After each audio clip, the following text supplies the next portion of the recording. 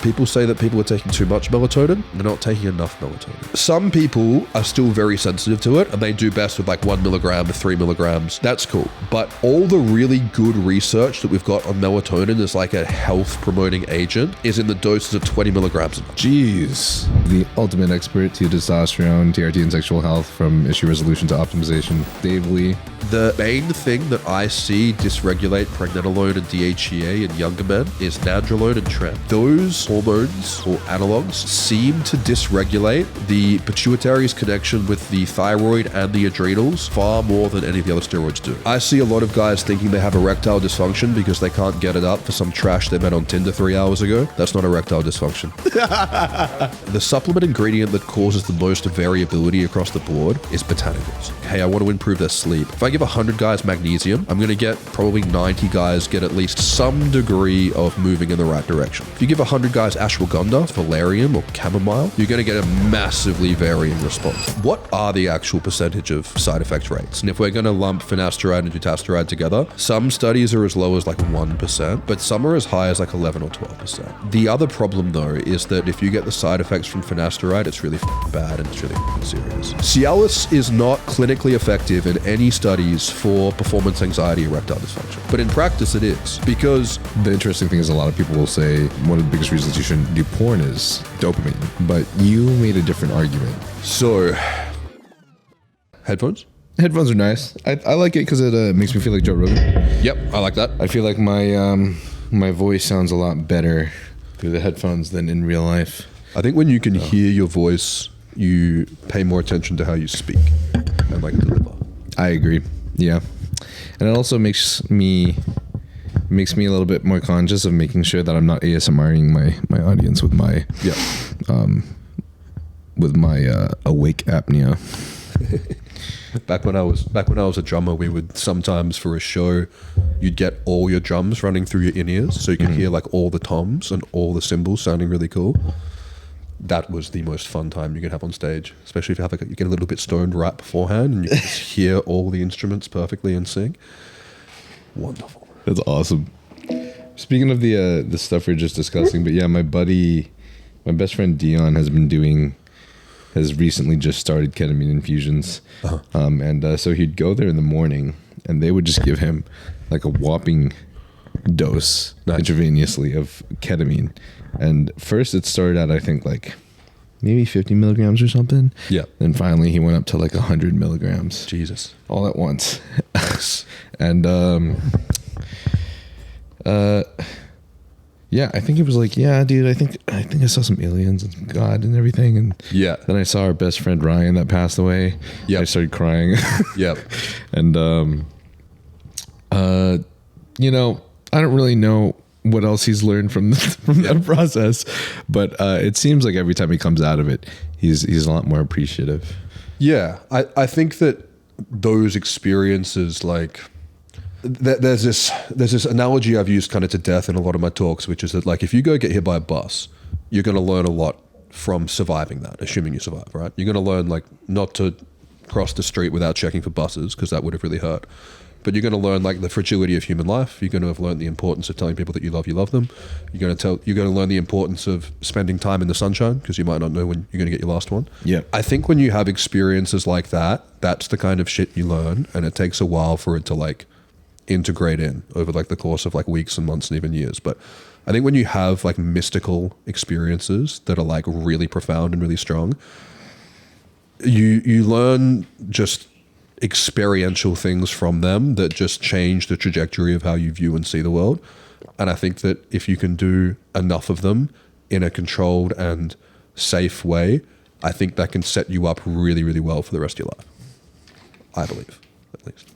No, I'm in full agreement with you.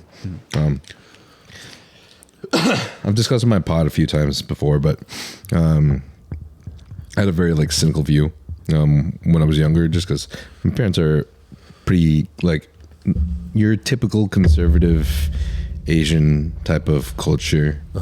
So it was it's very controlling. Do well at maths, don't take drugs. What's up? Do well at maths, don't take drugs.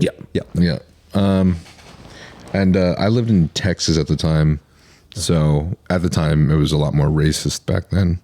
I'm sure there's definitely still some places, but I mean, it's just a completely different universe nowadays. Yep.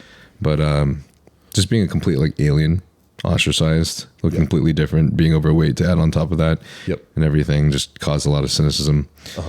And then went to San Diego, and I had a lot of experiences, I think similar to like you did, where I was introduced to psychedelics. I was introduced to people who didn't really give a fuck about what you look like or what you did. They were just there to try to love and appreciate. Because I don't know if you've ever been to places like San Diego or... Haven't been to San Diego, but I have been to places that have that same kind of vibe. Yeah, everyone's there just to have fun. It's a little bit sleepy. Like people aren't like working like LA where they're stressed all the time and like in a rush. But everyone there is just like there to be happy. It's like family kind of feeling. Yeah. So I was introduced to a whole new perspective there. And I think maybe part of the reason for feeling like there was a new openness in my mind, or maybe like an opening or of neuroplasticity, might be due to my like newfound psychedelic intake. But honestly, all I can say is that I think it was really just being around these people and these mindsets that really made the biggest change for me. And then my best friend Ryan, who went through the craziest things in life. Like when he was 7, he basically saw his mom die downstairs in the kitchen. She got shot by having a fight with her boyfriend at the time. So he like runs down to see her, you know, dead, and then basically has to raise his 2 siblings. Their house catches on fire, gets flooded because he's in Louisiana, so that kind of stuff happens there pretty often. Then as he went off to the military, his dad, who was never really in the picture, hung himself. So by the time he was still a teenager, didn't have any parents anymore, and just his 2 siblings that he was trying to take care of. And then just a host of other things, such as like going to prison on a mistake, and then having to do a lot of crazy things there. And because he was such a good Samaritan while he was in prison, the fire department asked him to work for them. So he saved a bunch of lives working as a firefighter, and then finally came across this kid who shot himself but missed his brain. And he saved the kid's life, but the kid ended up being the son of the head of the police department. So Ryan gets a call in prison. And they're like, Ryan, even though he had years left, they were like, yeah, Ryan, you'll be out in 6 months. And he just falls to the floor and cries. And this guy, since I lived with him for like a while, like me and Dion were just best friends for a long time, and I lived with him, and he would always do selfless things for other people without seeming like he had any concern of how much time that took out of his day, out of the things that he had to do. And I find that that's always the biggest surprise to me, because it's not like we don't want to do nice things for people. It's that we feel spread thin, because sometimes a lot of us have a lot on our plates, and there's only so much energy and time, and sometimes it's hard. I agree. I think that guy sounds like a really cool guy. When you go, I don't have a story that's anywhere near as intense as that, but when I was in my mid-20s, I had quite a severe brain injury, which caused something called vestibular neuritis, which was like I would say it's kind of like spinning around on this chair like 50 times, and you stand up and everything's like spinning permanently. And over a couple of years, that started to get really old really quick.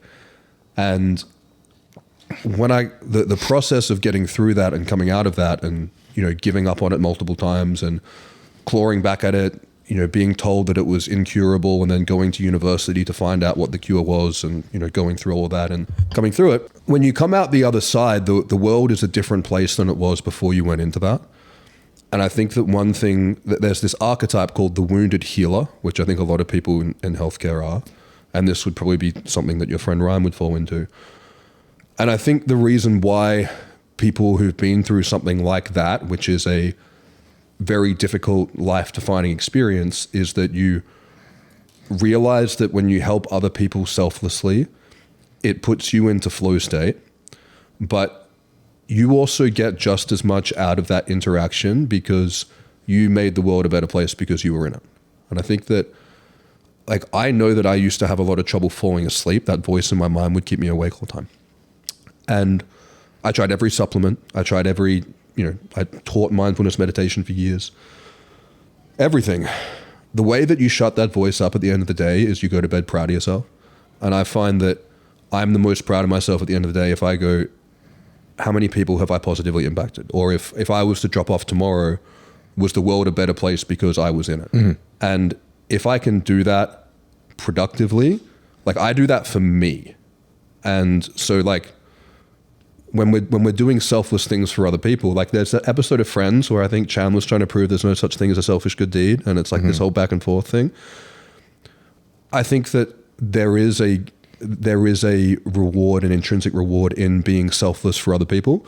And I think that when you tap into that and you realize that that gives you more positive experiences than like hedonistic pleasurable shit, if you can set that up in a way that then becomes scalable and it becomes productive and it becomes something that propels you forward, I think that's a really good life hack. It's kind of a Alex Hormozy, Chris Williamson-esque kind of quote of mine, but instead of tailored to confidence, it's a little bit more tailored to like fulfillment. But I do feel like us tapping into the person that we want to be is kind of the way where we can go to sleep at peace at night. Yeah. And I think that the wasted potential of not being the person you could be is why a lot of people are anxious and depressed, because that comes with guilt and shame. And the inner monologue is like it's a really advanced neurological, psychological program that runs inside our brain. And that thing doesn't give out participation medals. Like that thing's watching when no one else is around. Like that thing is with you 24 hours a day. It knows who you are. Not the facade you put on, not the fucking social media presence you have. Like it knows how you treat weight stuff when no one's around. It knows, if you're littering, it knows it knows exactly who you are, how you are, and who you could be. And I think that if you have a known discrepancy between how you're showing up and how you could be showing up, that's supposed to make you feel anxious. Like that's supposed to be an uncomfortable negative feeling. And I think when a lot of people experience that, they go, oh, there's something wrong with me. And it's like, well, there is, but you don't need a pill. Like you just need to change what you're doing.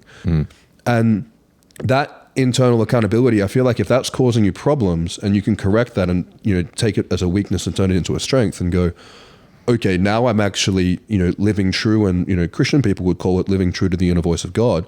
There's all these different teachings about what this is, but at the end of the day, like I think if you go through the day knowing that you tried your best, that you're a good person, that you at least feel like you did the right thing based on what your values and virtues are, then that sounds like a pretty good way to have a good day, I think. And I think that's what we're all trying to do. Yeah, I think so. Now, I'm interested in how this all ties with hormones and sexual health, but just so people aren't confused, because we kind of just went on a tangent from the beginning of the podcast. But guys, this is Dave Lee. This is the ultimate expert to testosterone, TRT, and sexual health, from issue resolution to optimization. I really love your work, dude. I've seen some of your podcasts and some of your lectures and everything, and I like how deep you really go into not just issue or problem resolution, but kind of like the whys of why we're feeling what we're feeling, and how I think in today's society, it is easy for us to simplify things and kind of just put a patch on problem rather than really going deep into what could be the initial cause of that in the first place. And I find in a lot of different places, whenever I have taken things apart and then started from the bottom and then put it back together slowly, I saw which pieces worked the best for me. And that has led, I think, life to be easier for me to navigate through. And one example for that's very simple to just put, is like an elimination diet, for example. You're feeling a lot of issues throughout the day. Not sure why. It seems like it could be like to your digestion. You eliminate all foods that could be a possibility, and then you introduce them back in very slowly, and then you figure out which ones work for you, and then you can still eat a lot of the things you want, but then you feel a lot better throughout the day. And hopefully whatever disorders or diseases or anything else that might be actually serious linked to that is now not really a problem. So, yeah. What would you do, bro? I'll just jump in. So yeah, thank you for all that. Thank you for having me. It's very exciting to be here. I think you think like that because you have an engineering brain, right? Yeah, probably. Yeah. And I think the way that I've looked at this, so my original background from a postgraduate perspective was business and marketing. I actually stopped doing science quite early into high school. I didn't have an interest in it until I needed it, which was learning how to heal the brain issue. But I view the human experience, which is a very complex, interconnected machine that we don't really fully understand, whether it was created or evolved or a bit of both. But we've got this extremely complicated machine that's also interplayed with our mental experience, our sentient experience. So this machine is now experiencing itself being alive. And the consciousness that we're experiencing is impacted by our free will. I mean, I could take this microphone and throw it out the window if I wanted to. I can do whatever I want. But I'm also impacted by all the inputs of everything around me, everything I've eaten, everything I've taken, everything I've done for my life leading up to this point. So it creates this very complex experience that we're all having in real time, and we're all trying to work out what to do with it. And then we're all interacting with each other, working out how to make it a better experience and how to get what we want. And I think that has always been something that I've thought about a lot. And when I got into hormones, it was learning how to heal the brain. So I originally transitioned from business into marketing, and the way that, so if you do your undergrad in Australia in, let's say, business, if you want to do a master's in science, you can't just go and do a master's in science. You have to do it's called like a postgraduate diploma. It's kind of like a bridging course where they give you everything from the undergrad into a short condensed period, then you go to the master's. So I got like a month into a master's of neuropsychiatry, and I was just like, fuck this. Like, this is not what I thought it would be. I thought I was going to learn how the brain worked, how to heal the brain. It was just how to prescribe drugs. So when I started looking at it from a critical standpoint, I was understanding what are the mechanisms in the brain that sit the highest. So what are kind of like the puppet strings, like the marionettes that impact everything in the body, how we feel, how we heal, how we live, what separates people. And, we're all biochemically unique, but the things that sit really high up in that cascade are hormones, not just things like testosterone, but thyroid, growth hormone, melatonin, pregnenolone, DHEA.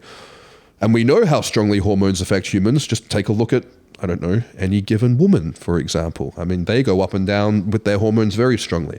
So I think we all know how strongly hormones affect us, especially guys who've used testosterone, who've used anabolics. You feel completely different when you use them. Mm-hmm. So I originally got into learning how the hormones work to heal the brain, to create an environment in which the brain could actually heal itself. And then what was more powerful for me in that experience was the actual conscious lived experience of going through rehabilitation and taking something that seems like an impossible, insurmountable task and swinging at it every single day relentlessly when you make no progress for months, and getting a sense of satisfaction and joy from that I had never felt before I'd taken testosterone before. And I was like, this experience of feeling like I'm fighting something that's bigger than me, and it's giving me purpose and pleasure and passion, and I'm overcoming it. That kind of warrior mentality had been something that I had never awoken in me before, because I must have had low testosterone growing up. And once I'd gone through that and come out the other side, all I really cared about was helping other guys going through similar stuff, because it was just such a powerful, meaningful process. Yeah, that's the weird thing about today's society is like how much can we really fight the declining rates of testosterone? So I think TRT is honestly an awesome thing, but I know there's always going to be like that small tiny percentage that thinks, oh, like I shouldn't have to need an exogenous substance. Yeah, but fuck them, right? Like, there are always going to be people who are always going to think and say all kinds of shit. And I guess, in terms of to each their own, like, we're all just trying to work out how to go through this as best as possible. Some people are choosing to be vegan. Some people are choosing to, I don't know. There's all these different paths people are going down because they're looking for the answer. And it would be great if we could all make optimal testosterone levels naturally. Like, if we could all just eat the right diet, live well, try to avoid the xenoestrogens and things we can here and there. But if we could just live well and all be making optimal hormones, we wouldn't be talking about this. Like, this kind of stuff wouldn't be making a big movement. And I think, one of the very early questions I had when I was younger was, was trying to work this out, be like, how is it that there's so many of us in our 20s at the time, we're living relatively well, but people are just waking up with low-grade depression, low-grade anxiety. They don't want to self-delete, but they don't want to go outside. And I'm like, why do we all feel so average and crappy where multiple generations ago, people were going out and taking on the world? And I think this, having the hormone levels of a 7-year-old when you're in your 20s is not good. It's not good physically, it's not good mentally, but most importantly, and this is the part that I'm the most passionate about, if you don't have that surge of like optimal androgenic function and good biological, physiological health when you're in your peak, like late teens to early 30s, the trajectory of where you end up at 40 and 50 is going to be drastically different. And I think what we're getting now is we're getting a whole bunch of guys in their 30s who haven't had that androgenic rite of passage that they were meant to have in their 20s, and they're getting to 30, they have very low stress resilience, they don't have a lot to show for it, and they're in a situation knowing that they should have done better, and they feel guilty, they feel avoidant, they feel shameful, they're not proud of themselves, they know that they're not where they're supposed to be. And I think they think that it just should be that hard, but other people can do it maybe. They don't realize it's a lot more internal than that. Yeah, and like some people are just being a little bitch about things. Like some people, like I say this all the time, they're doing maintenance work and expecting transformational results. But there's a whole bunch of other people who should feel far better than what they feel because they've grown up in an environment which they were just bombarded with hormone disrupting chemicals from when they were born, or even when they were in utero. Their parents were bombarded even before they were born. And we're now this multi-generational thing, which is like, what happens when you saturate humans with xenoestrogens and they reproduce and they reproduce and they reproduce? And then we're walking around being like, we've got like a fifth of the testosterone on average that we should have. And, people aren't living as well as they should, especially over here in the States. But like, I think a lot of people know that their inputs don't match their outputs. They're like, I should feel better than I do. And that's why I think TRT, it sucks to need something like TRT, but what sucks more than needing TRT is needing TRT and not using TRT. And I think when you optimize your testosterone levels, if you go through this experience of life with optimal hormone levels, we only get one lap around this. Like, I want to go through with optimal testosterone levels. And if I can't get that naturally, I'm going to be a big advocate for people getting it exogenously. Real quick, guys. So while I was looking at the YouTube analytics, I actually saw that 85% of you guys that watch this channel are not subscribed.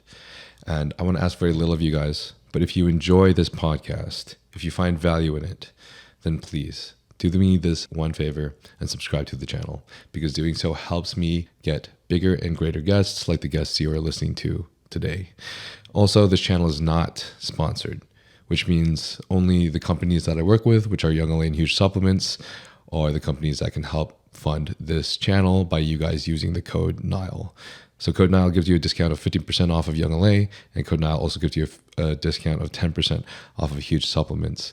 And if you decide to purchase anything from any of these companies, it will help immensely for me by using my code.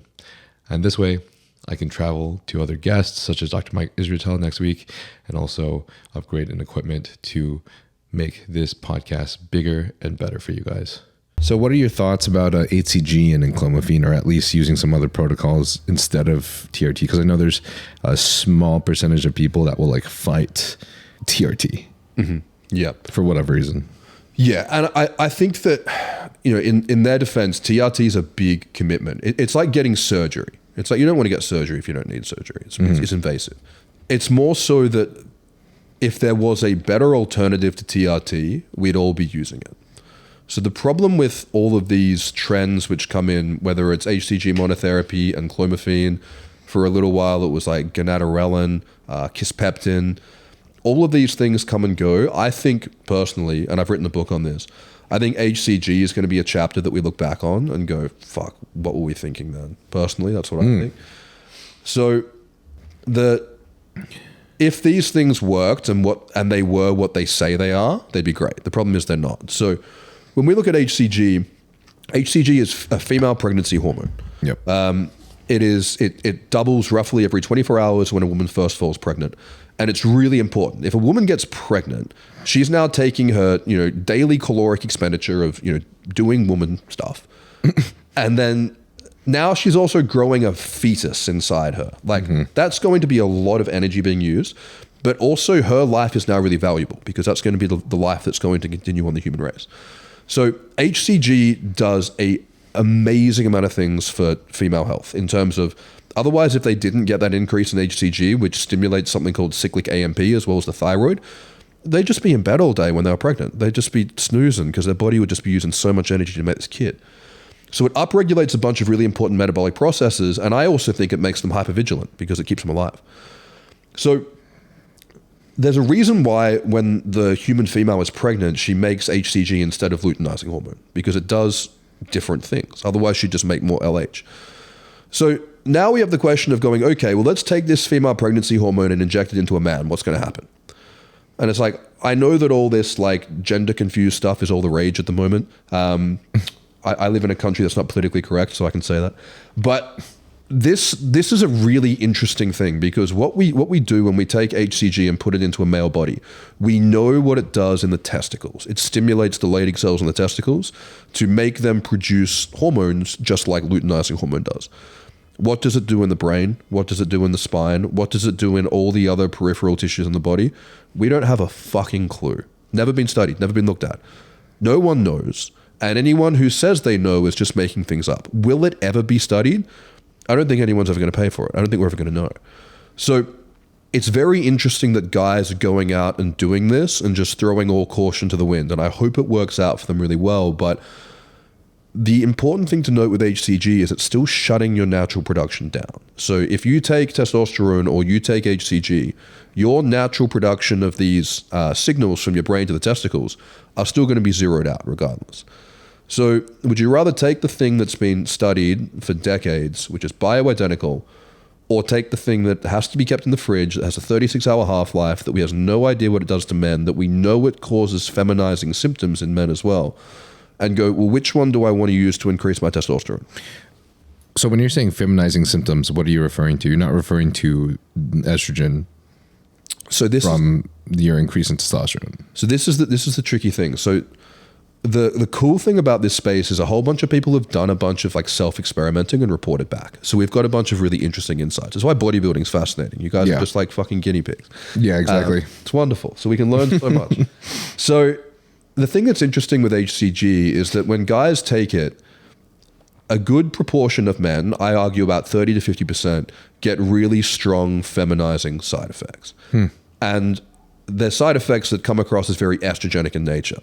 And then the problem is if they take an aromatase inhibitor and, you know, bring the estrogen down to, let's say, where it was previously and, you know, hold other things constant, those symptoms don't go away. And previously, the theory behind this was that anastrozole or exemestane can't touch the aromatase inside the testicles. It's intratesticular aromatization, which can't be modulated by these drugs. One, why not? Yes, they can. But two, this was just a hypothesis that people came up with, and I don't think it really rings true. When you look at HCG under a microscope, it looks a lot like estrogen. Like I think the molecule itself is estrogenic. And when we add into all the xenoestrogens and phytoestrogens plus the endogenous aromatized estrogen from testosterone, I think that this is just something that for a lot of men will cause more harm than good just from a subjective experience. You know, things like bloating, feeling more emotional, anxiety, just feeling like a chick, you know, crying in movies, things like this. But stuff that ultimately, like if you're injecting something, and again, kind of going back to what we were talking about before, if you're looking for a protocol to improve your lived experience of life, if you're going to be getting a whole bunch of feminizing estrogenic symptoms from HCG and you're wanting to boost your androgen levels, your male life force, it's kind of like you're taking a right when you're supposed to take a left. I see what you're saying. Okay. That's really interesting. Do you happen to have, I know this is all anecdotal, but what would you say is like the percentage of people that you've seen experience these feminine symptoms? So when I've spoken to colleagues about this, Dr. Adam Hotchkiss we've spoken to about, I've spoken to Dr. Jordan Grant about this, we tend to arrive on about a third, which is that a third of guys will take it and they'll feel fantastic. A third of guys will take it and they'll feel like they've just injected liquid girl. And then a third of guys will just go, I feel no different, but my testicles have enlarged. So we find that it's about it. And the thing that pisses me off about it is I haven't been able to find what's the trend. Okay. What's like the the variable that each of those guys have. I haven't been able to find that. This is purely anecdotal.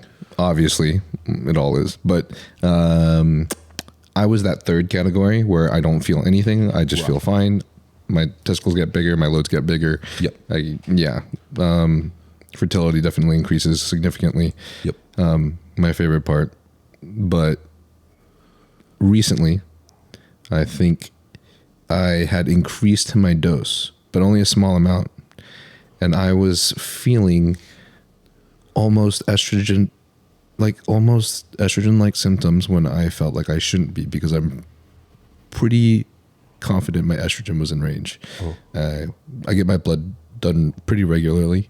I am on a higher level of test, but I'm also on a level of Primo that's keeping my estrogen within a normal reference range. Yeah. So the symptoms that I was feeling were not very distinct. It was very mild, but they were kind of surprising to me, and they were of something that obviously still caused me a little bit of concern. So it's the only thing I've noticed. The HCG was a curiosity to me. And then now that you said that, it kind of makes me feel and wonder more if that is the case, because I have dropped the HCG just a little bit in the last week, and I feel a little bit less of those symptoms. Mm-hmm. I mean, obviously I would expect my estrogen to just decrease a little bit as well with that. But, I'll keep you updated with that, because I just got a blood work test for prolactin, estrogen, and IGF-1 yesterday. So that should come next week, and then I'll get to know where my estrogen is. But it's always really curious to see when the HCG is causing estrogenic symptoms without changing serum levels. Yeah. Because that's the thing that I find really interesting. Yeah. And just like when we're using HCG for fertility, typically the protocol I recommend, which I give out for free in my books, it's 250 a day of HCG with 150 3 times a week of FSH on top of TRT. And the interesting thing is that on that amount of HCG a day, 250 a day, some guys' testosterone levels will fucking double. Like they'll just go through the roof. Other guys, they won't move at all. So for a long time we thought, the people who feel good on HCG, it's just because their test levels are going up. Or the people who feel the estrogenic symptoms on HCG, it's just because their estradiol is going up. And what we just found after just years of just heaps of anecdotes and getting data back was just going, those variables are not strongly enough correlated with the outcomes that we're looking at. So, but you take a female pregnancy hormone and you put it into a dude, it's going to have unpredictable results. I think that's just the way it is. Yeah, I think so too. Though I do believe, you put anything into any adult and it could always have unpredictable reactions. Yep. So that's the weird thing of how our chemistry is, right? We're all extremely different, but it's easy to play down and say that we all should experience something similar. The biochemical individuality of people is staggering, and it's what we're learning more about with things like genetics. Yeah. I think most people fall into buckets. Like that's why I like to say there's no cookie cutter, but there's templates. Yeah, there's templates, but there's also just wild combinations of templates, because I got my genetics done, so I literally got the longest list, bro. Like the longest list of like 100 different combinations of genes that would, cause me certain predispositions. Yeah. Certain genetic predispositions to diseases, certain predispositions to my personality and how I might act. Yeah. Whether or not I'm chill or I'm stressed out, or even how I react to how many reps I do, which was honestly my favorite one that I talk about in like every podcast. People are annoyed by that probably, but it just it shocked me, because, for example, you'll hear from most fitness experts and bodybuilders, like 8 to 10 reps, 10 to 12 reps every set, for example. But there are some people that you'll ask about how many reps they do, and they'll say that I find that 18 reps works better for me. And that's always weird, right? Because you look at science papers, critical science papers, they'll say it doesn't matter. You can do any range of reps, but it's just the total volume that matters. Yep. And all you're doing is you're increasing work by doing more volume, when you could just be increasing load at the time. Mm-hmm. But then I got my genetics done, and it said that I have impaired muscle performance. So essentially, I have more type 1 fibers, and I will probably perform better and probably show more results of hypertrophy by doing more time under tension type work or endurance work, which could be probably more reps. Yep. Could maybe be more sets too, but it, at least from what I've felt anecdotally, more reps seems to work for me. Yep. I mean, I'm sure there's a whole lot of other combinations. Like I was discussing sarcoplasmic training and metabolite training with Dr. Todd Lee versus like everyone's typical Myoford Ballard training where they just do 8 to 10 reps in a set and then whatever. But like if you like put that into consideration, we're all doing the same kind of workout programs and we're not tailoring it to ourselves. Yep. And obviously most people don't really want to spend enough money to like get their genetics done and see what their testing is. And a lot of people also don't want to spend the money to even know what they could be prone to because, you know, ignorance is bliss sometimes. Definitely. And the more you can understand about yourself, and you know, maybe this will segue the conversation naturally into psychedelics. But I think that there's probably two kinds of people. That there's people who, you know, self-experiment, and then when you run this kind of genetic test, you go, oh, that's why I've always done better when I do ABC. Or you've got people who are very much into following the rules, and then when they get these genetic tests, they find out and go, hang on, maybe I'm the exception to the rules, and then they give themselves their permission to break the rule. And the thing that I love about science, and like, I think it's really cool that so many people are now interested in science. I think because 10 years ago, no one cared. Whereas now it's like, it seems like it's all people want to talk about is saying, oh, this study said this study said that. And when you study science at a tertiary level, which is for anyone who's wanting to do this, I totally recommend you just do a basic science course and learn this. It's how you read a study. So what you do for like a whole semester is they'll give you studies and they'll just take a section out and they'll go, we removed the graph, or we removed the discussion, or we removed the abstract. And you have to go in and fill it in with all the other information that you have. And when you do that, you learn a bunch of really cool shit about how studies work. But you also, sometimes when you analyze the study, you go, I don't really agree with what the authors said that this means. This is just a bunch of academics who are saying, oh, we did this and we did that. And then because of that, that means this. It's like, well, does it? And that's where I think that training is fascinating, but also people taking their, you know, genetic polymorphisms is fascinating, is because you understand that when they put these graphs together and when they make these studies, they eliminate the outliers and they distill and condense the data down into only this means this. And it's a useful mechanism to understand the majority. It's really useful to understand all humans, but it's a useless tool to understand individuals. And so basically it means that every part of you that's unique and individual, if it's outside the status quo, is that a weakness or a strength? And I think everyone predisposes themselves to go, this is a weakness, there's something wrong with me. Whereas in reality, if you put it in the right context, it's a strength. So like for your example, I imagine that it's not something I'm familiar with, but I imagine it's something that would make you terrible at powerlifting genetically. I'm sure you could overcome it, but you'd be a better bodybuilder or an endurance athlete than a powerlifter. Yeah. And it said specifically endurance athlete. Yeah. But I hate it. Yeah. I'd hate it too. Powerlifting's way cooler.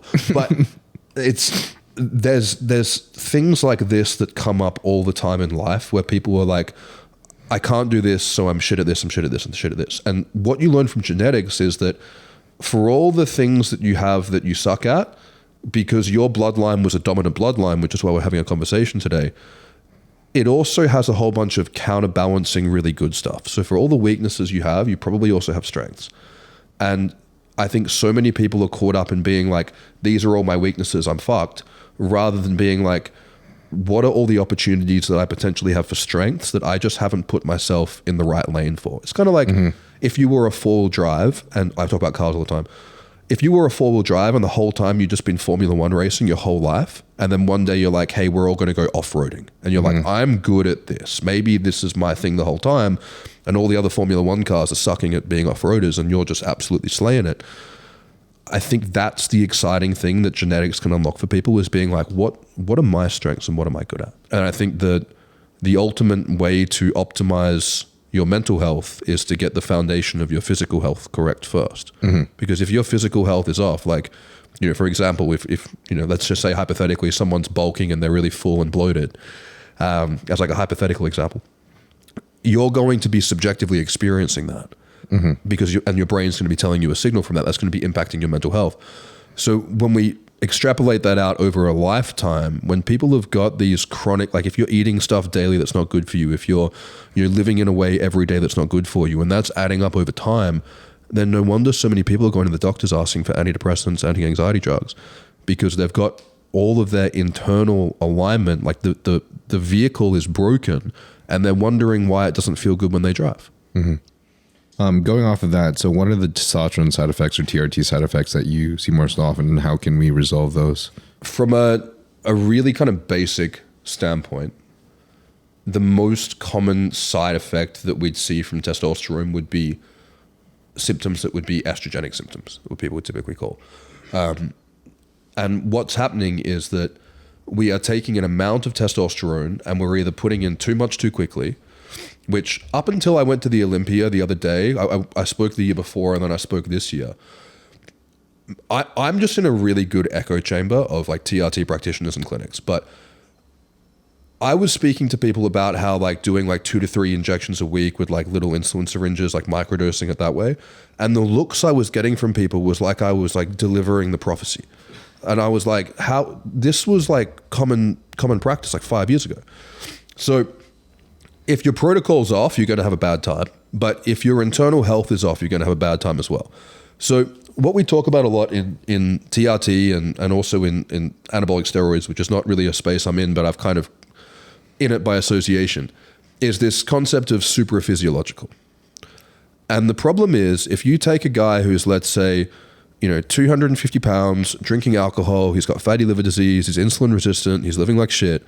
If you take him to the top of the reference range, that's fucking supraphysiological for him. Because there is no way someone in that state of health would be making that much testosterone. So the problem is, kind of going to this conversation we're having before, is that we've decided that there's this physiological range for everyone. And we're going, oh, well, as long as you're in that, then you won't be having any issues. I can say, sure as shit, that the physiological range for a 21-year-old athlete who's living like a saint and the physiological range for a 60-year-old who's living like a dickhead is completely different. And what happens is if we go super physiological, and especially if we're giving doses in levels that create these waves of fluctuations, which men don't do well with, we create this scenario where the body has, again, in this kind of system that we've got, like the human body, we've got too much of this precursor to metabolize properly, so the body is going to shuttle it down the aromatase pathway. And the reason why it's doing that at an upregulated rate rather than putting it down the correct ratio of estrogen to DHT is because that process is driven by inflammation. So what's happening is your body's going, nah, you're sick, this is not good, slow down your testosterone production, we need to focus on survival. And then the individual's coming in going, oh, you're pumping the brakes and I don't like how that feels, so I'm going to come in and pump the accelerator and we're just going to move ahead and have a grand old time. It doesn't work. It's stuttery. You get bumps. You get side effects because you're not working with the body, you're working against it. So a lot of the problems that we're seeing with TRT is, one, the protocol's off, which it's a simple fix. But two, when the protocol's good but the individual's still having a bad response, it's because their body is too systemically inflamed to tolerate the amount of testosterone that they're taking. And that's when it can be a matter of going, okay, what's the underlying root problem? Because a lot of people have issues they don't realize. They don't realize that they're 10% body fat too heavy. They don't realize that they have fatty liver disease, that they have hypothyroidism, that you can't drink, 3-4 standard drinks a few times a week and be healthy. They're not realizing that. So when you've got these problems and then you're putting in the optimal healthy amount of testosterone, you're putting healthy testosterone into an unhealthy body and you're getting side effects. And that's what happens. Gotcha. What about sexual health? I think sexual health's tricky because sexual health is something that carries a lot of vulnerability. It's hugely dependent on another party, which is the partner.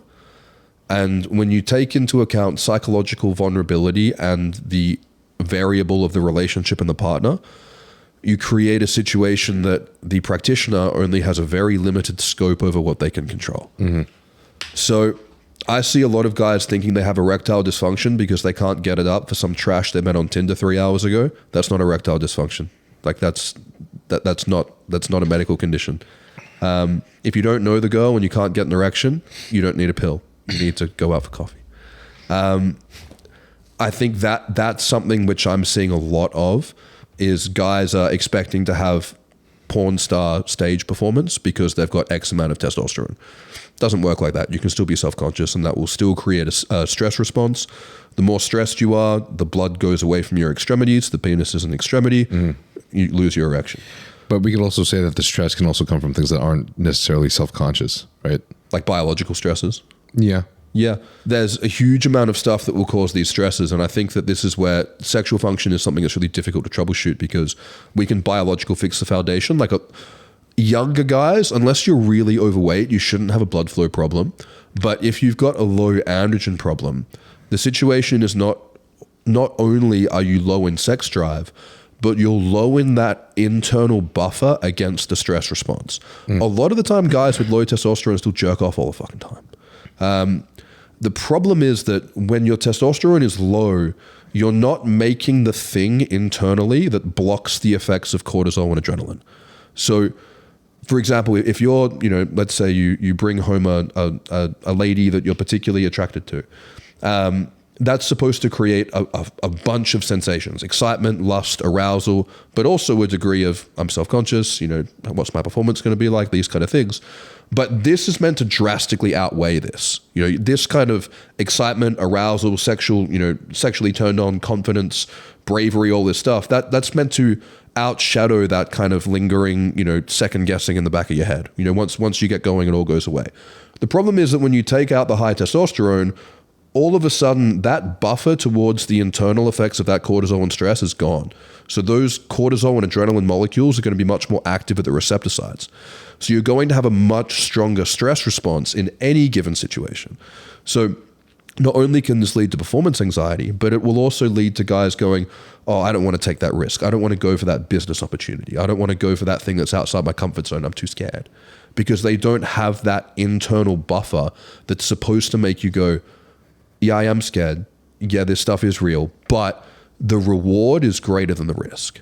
And when you get rid of that body's ability to be able to have that internal buffer against stress, the behavioral outcomes of that and the subjective outcomes change. And I think that could also lead to a lot of performance anxiety, because you don't have that lust and that passion and that drive. So unless, guys are very, very comfortable with their partner, then yeah, they're going to get a big stress response. Sexual performance goes to shit. Okay.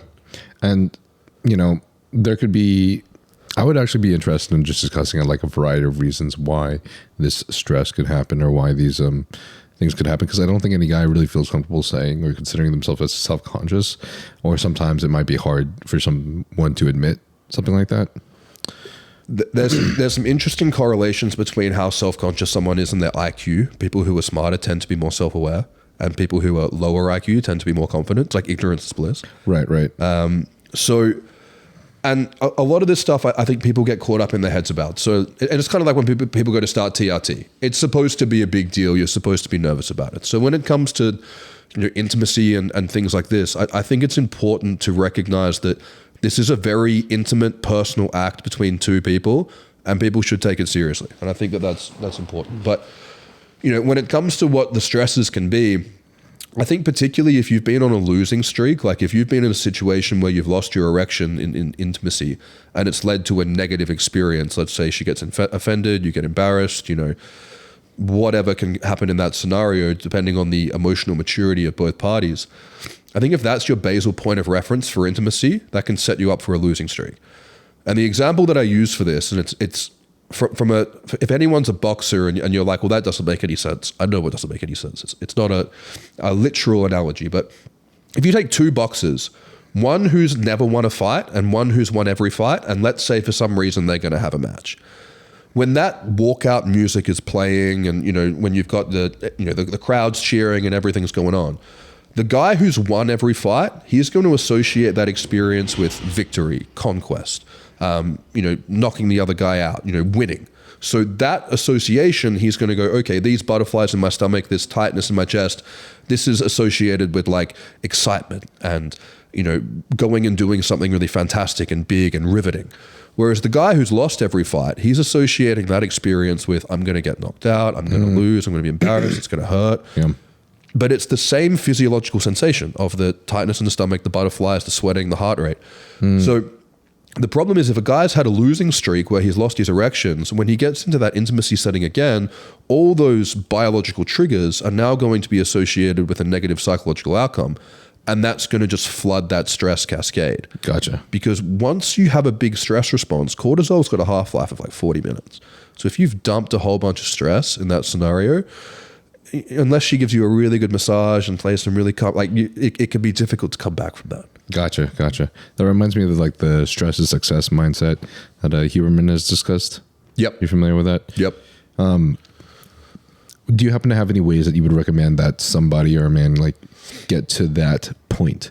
Because it's easier said than done to just be like, oh, think positively, or, you know. Yeah. I think the healthiest way and the correct answer to the question is to have a discussion with a partner that you love and trust and tell them what's going on and work through it. That's the correct answer. Mm-hmm. It's not always an answer that works, but that's the optimal outcome, is just talking about it and, you know, healing with it experientially. That's not always an option for people though, and I understand why that is. So this is something that I think people can biohack. And obviously having a good, healthy testosterone level is a good foundation for this. But you know, when we look at something like Cialis, tadalafil, or, you know, short-acting version Viagra, which I don't recommend, but if we look at Cialis, what Cialis is, it's basically like a cock ring that's internal. It's not giving you an erection. It's not making you aroused. It's trapping the blood in the erection once that process has begun. Mm-hmm. So it's not going to create an erection. It's going to maintain the erection. So Cialis is not clinically effective in any studies for performance anxiety, erectile dysfunction. But in practice, it is. Because what's happening is if you as a guy, you're in a scenario when you're worried about losing your erection, but it feels like really strong and dense and engorged because you've taken something like Cialis, that's kind of going to be like someone, again, going back to the boxing analogy, who's like rooting in your corner, being like, nah, you've got this, you can do this is going to be easy. So sometimes having that confidence and just feeling like a stronger, better erection can get rid of that, you know, negative voice inside of the head to allow that situation to work out properly. So sometimes it's just a matter of using Cialis until you get yourself on a winning streak. And then once that winning streak becomes your default, then you're not going to worry about it anymore. And I think in scenarios like that, 5 milligrams of Cialis, that's going to be like having a light beer trying to get drunk. Like, it's just not enough. So I think in those situations, like 20 is good. 40's been studied safely, but 10 to 20 is what I'd be looking at for something like that. And another thing that works very well from a supplemental standpoint, because a lot of the sedative supplements will either impact erection performance negatively, or they can be like phytoestrogens or whatever. But the one supplement that works really well, all my listeners are sick of me talking about this. I've done so many lectures on it. I use it for everything.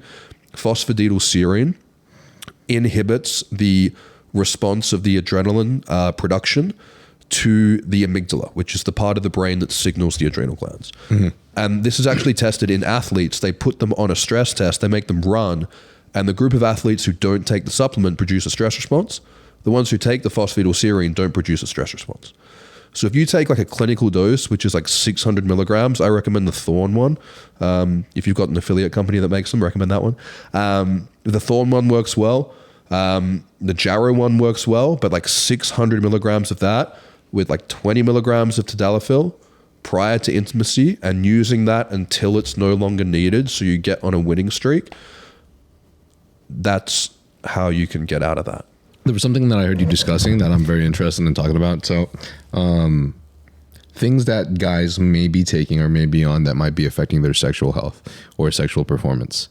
And I also remember that I believe we were discussing things that block the 5-alpha reductase conversion to DHT. Yep. Also. And this is something that I like discussing a lot as well, because I know that there's a wide variety of different responses from men. Yep. Okay. So preface is I've got a really great, we called it a debate, but it's more just two friends presenting different ideas. But I've got a video with Dr. Kyle Gillette on the TRT and hormone optimization channel where we're talking about the different sides of the 5-alpha reductase inhibitor argument, and I'm quite against them. But he presented a really good argument, maybe not for them, but for the people who are wanting to use them. My general philosophy when it comes to troubleshooting sexual performance with supplements is, when in doubt, take it out. So the first thing you want to do is just go through what is every supplement and medication that I'm taking that is not necessary, and stop taking that. And 90% of the time that will fix it.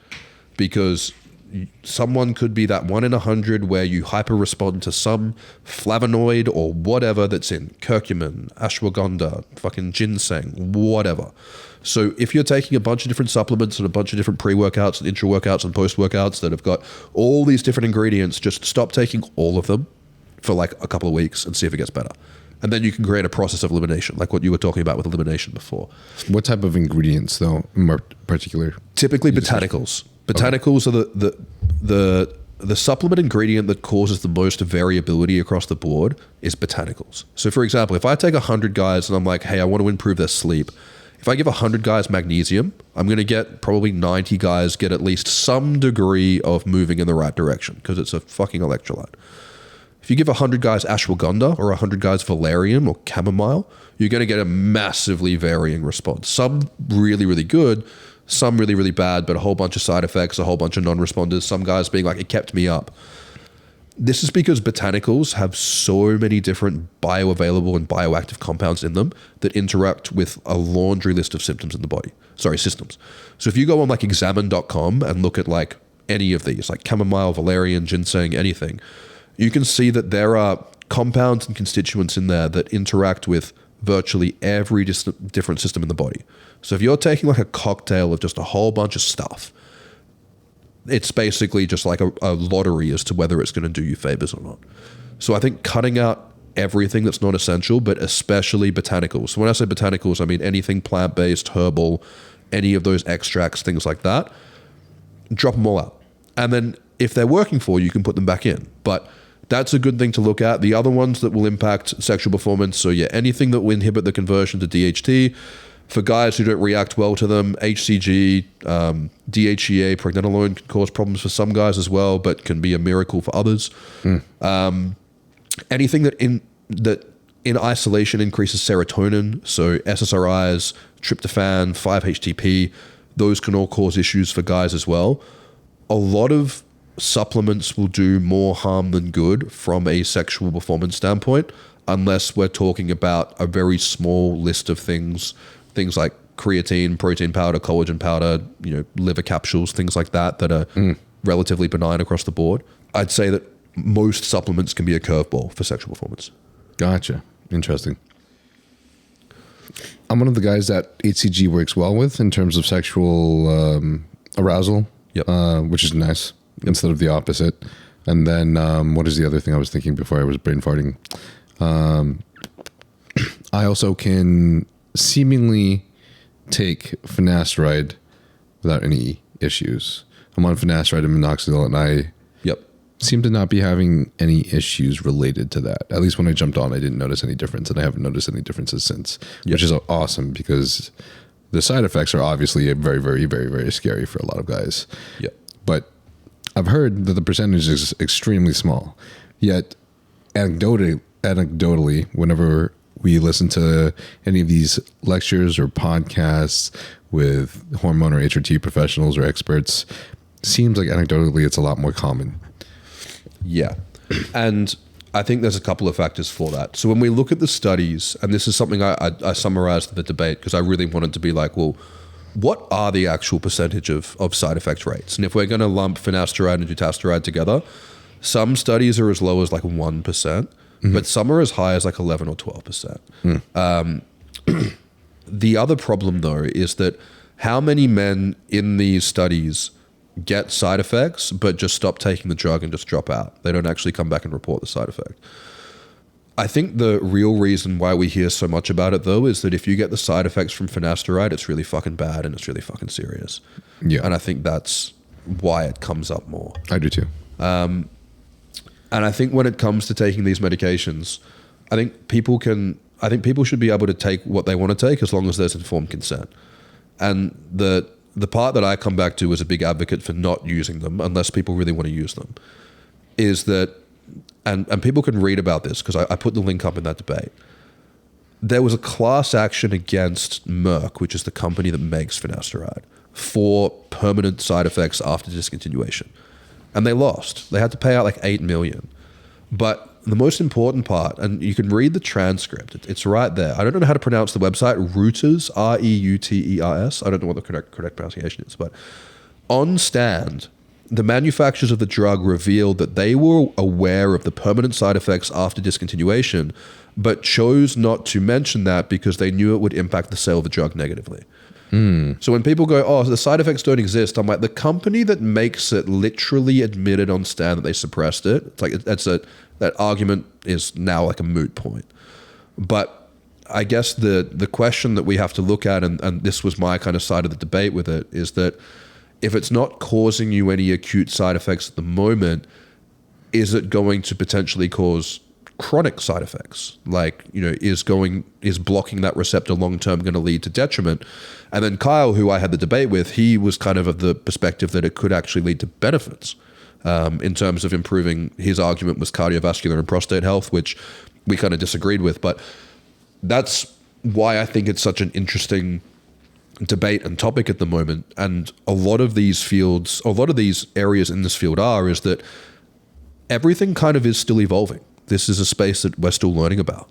And I guess my approach, again, as someone who suffered a brain injury and as someone who's advocating for the best interest of their clients, I go, well, I just come back to that when in doubt, leave it out and go, if it's an unknown, maybe just avoid the risk because you'll be kicking yourself if something happens. But I think people can make that choice with their own prerogative as long as they understand that it's playing with fire.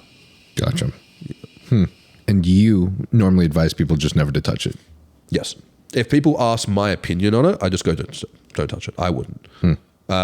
If people say, like I had a guy the other day, and he's a younger guy, and he's a model. Yeah. And he was like, I can't go bald. And I'm like, I get it. I understand that. I used to be, I put a photo, I'll have to show you a photo afterwards. I was in like an emo band for like, when I started losing my hair. Yeah. I used to straighten it and fucking dye it and like frizz it all up at the back and shit and wear eyeliner. I wouldn't be able to be in that. That's I know, awesome, right? Bro. It was the best. I mean, I still dress like that now, but without the hair. I wouldn't have been able to be bald and do that if that band had taken off. It wouldn't have worked. Luckily, when I went bald, I could just grow a beard and put on like 20 kilos of muscle and I could pull it off. But yeah, I feel like that's kind of what happens to all the guys that are like that anyways. I really all of us who like metal bands and rock and all that stuff, we end up getting kind of bald and grow big beards later anyways. I really feel for the dudes who go bald and can't grow a beard. I really feel for that. But yeah, look, it's something where I'm like, when he came to me and he was like, I need to do something to prevent the hair loss. I'm like, well, this is where I'd send him to someone like Kyle, who's like, well, this is the minimal effective amount that we could possibly put in that's not side effect free. And he'll admit that, but it's going, well, if we're going to be working something that's playing with fire, as long as one, you understand that there are risks, and two, we go, how can we find the truly minimal effective dose with this? And then as long as we understand that that doesn't absolve the risk of side effects, but it drastically reduces them, that allows someone to go, I'm going to make this decision. I'm going to give myself the best possible chances, and I'm going to hope for the best. And as long as they understand what they're doing and why they're doing it, I think that's their prerogative. But if they were to ask me, I'd be going, well, if something does happen, it's one of the few things in this world that people like myself don't know 100% that we can fix it in every case. You wouldn't want to give yourself like an incurable dysfunction of your androgenic system. Like that's a really bad long-term prognosis. So I'm like, it just depends if it's worth the risk. And I think for most people it's not, but if someone's like, it is worth the risk, then go for it. Gotcha. Okay. Yeah. And the risk we could be saying is anywhere from like 1 to 11, 12% or something. I think the risk of post-finasteride syndrome is a lot lower than like the 11 to 12% kind of risk was going, we stop the drug and the side effects resolved. I think even I'm probably as far down the post-finasteride doom rabbit hole as you could possibly go. And I will still admit that we're looking at like, 1 or 2%. So it's not a lot of people, but in a room of 1,000, that's 10 or 20 people. Like that's not that negligible, but from a statistical standpoint, it's low. But again, if I said Russian roulette, there's 100 barrels and there's one bullet in there. It's like, if you get hit by the bullet, it's going to suck, but you got a good chance you're not going to get hit by the bullet. It's like, do you want to play that? And I think that's what a lot of guys are doing, right? That's how they're looking at this, and they're going, well, I don't want to get hit by the bullet, but my odds are so low. And I guess the argument that I'm making is that if you don't get hit by the bullet now, it could cause issues over time. But again, we don't know. So I just go, look, don't touch it. But if you really want to take it, there's some nuance, and go see someone like my friend Carl Gillette, and he can help you. Yeah. Yeah. Gotcha. Honestly, I might go bald later in life anyway. So you'd be able to rock it. You could rock it. I've thought about it a few times. I think my girls made jokes about shaving my head before like competitions. Yeah. That way I look like a Japanese Yakuza. Yeah. Yeah. You could pull that off. Look like I belong in California a little bit more. I don't know if that's a good thing or a bad thing. Yeah, I don't know either. Melatonin, something that you were discussing before. Love it. I love melatonin. Yeah. Tell me about it. So melatonin is probably the most commonly used hormone, I would argue. It's over the counter here. It's not in some countries. And up until there was a really good study just after 2010, I think it was 2011 or 2012, where they very thoroughly disproved that it dysregulates your natural production. Up until that point, we were like, look, you should only use it if you're like changing time zones or shift work, and you want to use like the minimal effective dose. Once that research came out and that whole thing went out the window, then melatonin became a lot more interesting. Unfortunately, there are still some very big names in the space who perpetuate that it does shut down your natural production. I don't know if this is controlled opposition or if it's the people that just can't read or a combination of both. But if people just go examine melatonin on Google, it comes up. You don't have to understand science. It's very clear. It's very easy. It doesn't shut down your natural production. So melatonin is your body's, they call it your primary sleep hormone, and I guess it is. It's basically the part of your circadian rhythm that goes up when cortisol goes down. So in the morning, that thing that kicks in that gets you out of bed at like 4 a.m. to 9 a.m., depending on the individual, that's your cortisol spiking. And then that spikes and drops off over the day. And then when it gets dark at nighttime, that's when your melatonin comes up. So they kind of have this sun-moon kind of inverse relationship. And it turns out that melatonin does a bunch of really cool shit. And what it's working on in the body is it's kind of working like glutathione. It's working as your body's second chief endogenous antioxidant. Right. And this is one of the reasons why disrupted melatonin production, from artificial light, particularly screens. I mean, I would argue that endogenous melatonin disruption must have just gotten worse like this in the recent years. Yeah. And we know that melatonin plays a really important role for putting the body back together while we're resting, because that's when the body recovers. So melatonin also does a bunch of really cool, important stuff for the hormonal system. It's an estrogen receptor modulator. So it's kind of like a SERM. And then people go, oh, wow, that's cool. I definitely want to take that now. But it's also extremely neuroprotective. It's really important for liver detoxification. And it also can give you really good quality sleep if you get the dose right. The problem is people say that people are taking too much melatonin. They're not taking enough melatonin. Really? Yeah. People need to take way more. Way more. That's a hot take, huh? Yeah. I have at least current days. The video that I have on YouTube that has the most views is on melatonin. I think it's at like 200 or so thousand, which for me is massive. Because I just make boring lectures. No one watches my videos. And the statement that I make is you should take as much as you can tolerate. It's just that for some people, that's zero. Some people don't tolerate it at all. Yeah. The important thing about melatonin, though, is that the first time you take it or the first time you increase your dose, it's going to make you groggy in the morning. That's fine. There's a solution for that. It's called coffee, and it'll be fine. So whether you start taking 0.3 or 1 milligram or 3 milligrams or 5 milligrams, you wake up in the morning and you go to the kitchen and you prepare the coffee and you drink that, and it will cure the problem. Your body just needs a few days to adjust, and that's it. Some people are still very sensitive to it, and they do best with like 1 milligram, 3 milligrams. That's cool. But all the really good research that we've got on melatonin as like a health promoting agent is in the doses of 20 milligrams and up. Jeez. Yeah. So the two leading researchers on melatonin, Russell and Doris Lowe, I can't remember Russell's surname. It escapes me. But he takes, like, I think 180 Doris is taking it. Jesus Christ. Yeah, Doris is in the grams. What? So, yeah. Melatonin, so they've done studies on rats where they tried to do them harm with melatonin. They went like, how do we kill a rat with melatonin? Because if you give a rat enough of anything, you'll kill it. They had to cancel the study. They were like, this isn't working. Like, this is a waste of time. They were giving the rats like the equivalent of you taking like hundreds of grams of it a day, and they just couldn't do any harm to them. They're like, you can't overdose on this. It's impossible.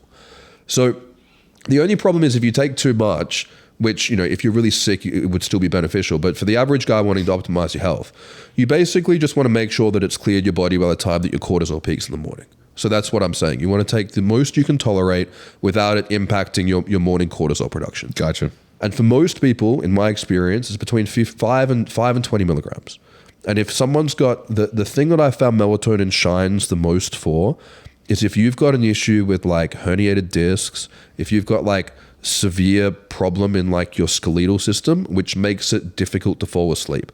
If you've got like neck pain, back pain, like something from a surgery that hasn't recovered, if you've got a pain in your body that means you physically toss and turn and can't get comfortable at night. But skeletal, not muscle. Yeah, skeletal. Push the melatonin dose up, because that is it's actually reducing your body's natural melatonin production, and it's reducing the receptor availability. Mm-hmm. And in those guys, 20 to 50 milligrams of melatonin can be a game changer for sleep, even up to 100. I see. Always want to titrate up gradually, but if you've got a physical, particularly issues like bulging discs in your back, if you've got issues sleeping and you can't get comfortable, pushing the melatonin dose up can be a game changer. It will just make you groggy for a few days. But like, I've got 2 bulging discs in my back, which I'm working on. I've been taking 50 milligrams of melatonin for a night. I got up at 5 this morning. No grogginess, nothing. I've taken up to 300 before. The only reason I went back down was just that it was just too expensive. How the fuck do you take 3? You get it compounded. Okay. Yeah. Gotcha. Yeah. Wow, that is insane. Cool. Sounds like the conversation that a lot of bodybuilders have about GH. You just gotta take as much as you can tolerate. Yeah, until you can afford. until it adapts. Yeah. Or just drink the coffee in the morning until then. Yeah. But I guess. So what about the arguments regarding like melatonin long term and also like cycling melatonin? Yeah, I think that all went out the window when we found out it didn't mess with your natural production. And again, going back to our discussion before about science, there's a lot of really bad science out there. So there's some studies showing that like melatonin's bad for dopamine production, right? Rats are fucking nocturnal. So they gave a bunch of rats melatonin at night and then went, it suppressed their dopamine production. It's like, yeah, they're fucking nocturnal. They didn't control for the fact that the rats are nocturnal. There's so much shit like that in science, which you just look at it and go, this is dumb. But the conclusions they form part of the academic literature. But when like they didn't just give them melatonin when they believed they would go to sleep. No, they gave them at night. It's ridiculous. So there's a really good book, Dr. John Lawrence, I think I'm pronouncing his name wrong, but The Miracle Molecule is his book that he wrote on melatonin, which goes through all of this and really good research. But when you look at the studies on melatonin that give either humans the appropriate dose at the right time or rats an appropriate dose at the right time, it is protective, it is supportive, it is beneficial for every system that we want to protect and support. Wow. All the fears and the concerns are based on giving rats too much at night when they're nocturnal. I don't think if you benefit from melatonin, I can't see any advantage to cycling it. I think when it comes to things that you can get side effects from or build a tolerance to, then that's when you want to cycle them. I think when we're looking at pharmaceuticals, we want to use the minimal effective dose. When we're looking at bioidentical hormones, we want to use the maximal tolerated dose because those things are healthy and good for you. And I think that, and my friend Dr. Keith Nichols has talked about this a lot, he's a big advocate for pushing all the hormones up as high as possible, is that eventually your receptors are just going to saturate. And then if there's leftover melatonin floating around, is that going to be doing any detriment?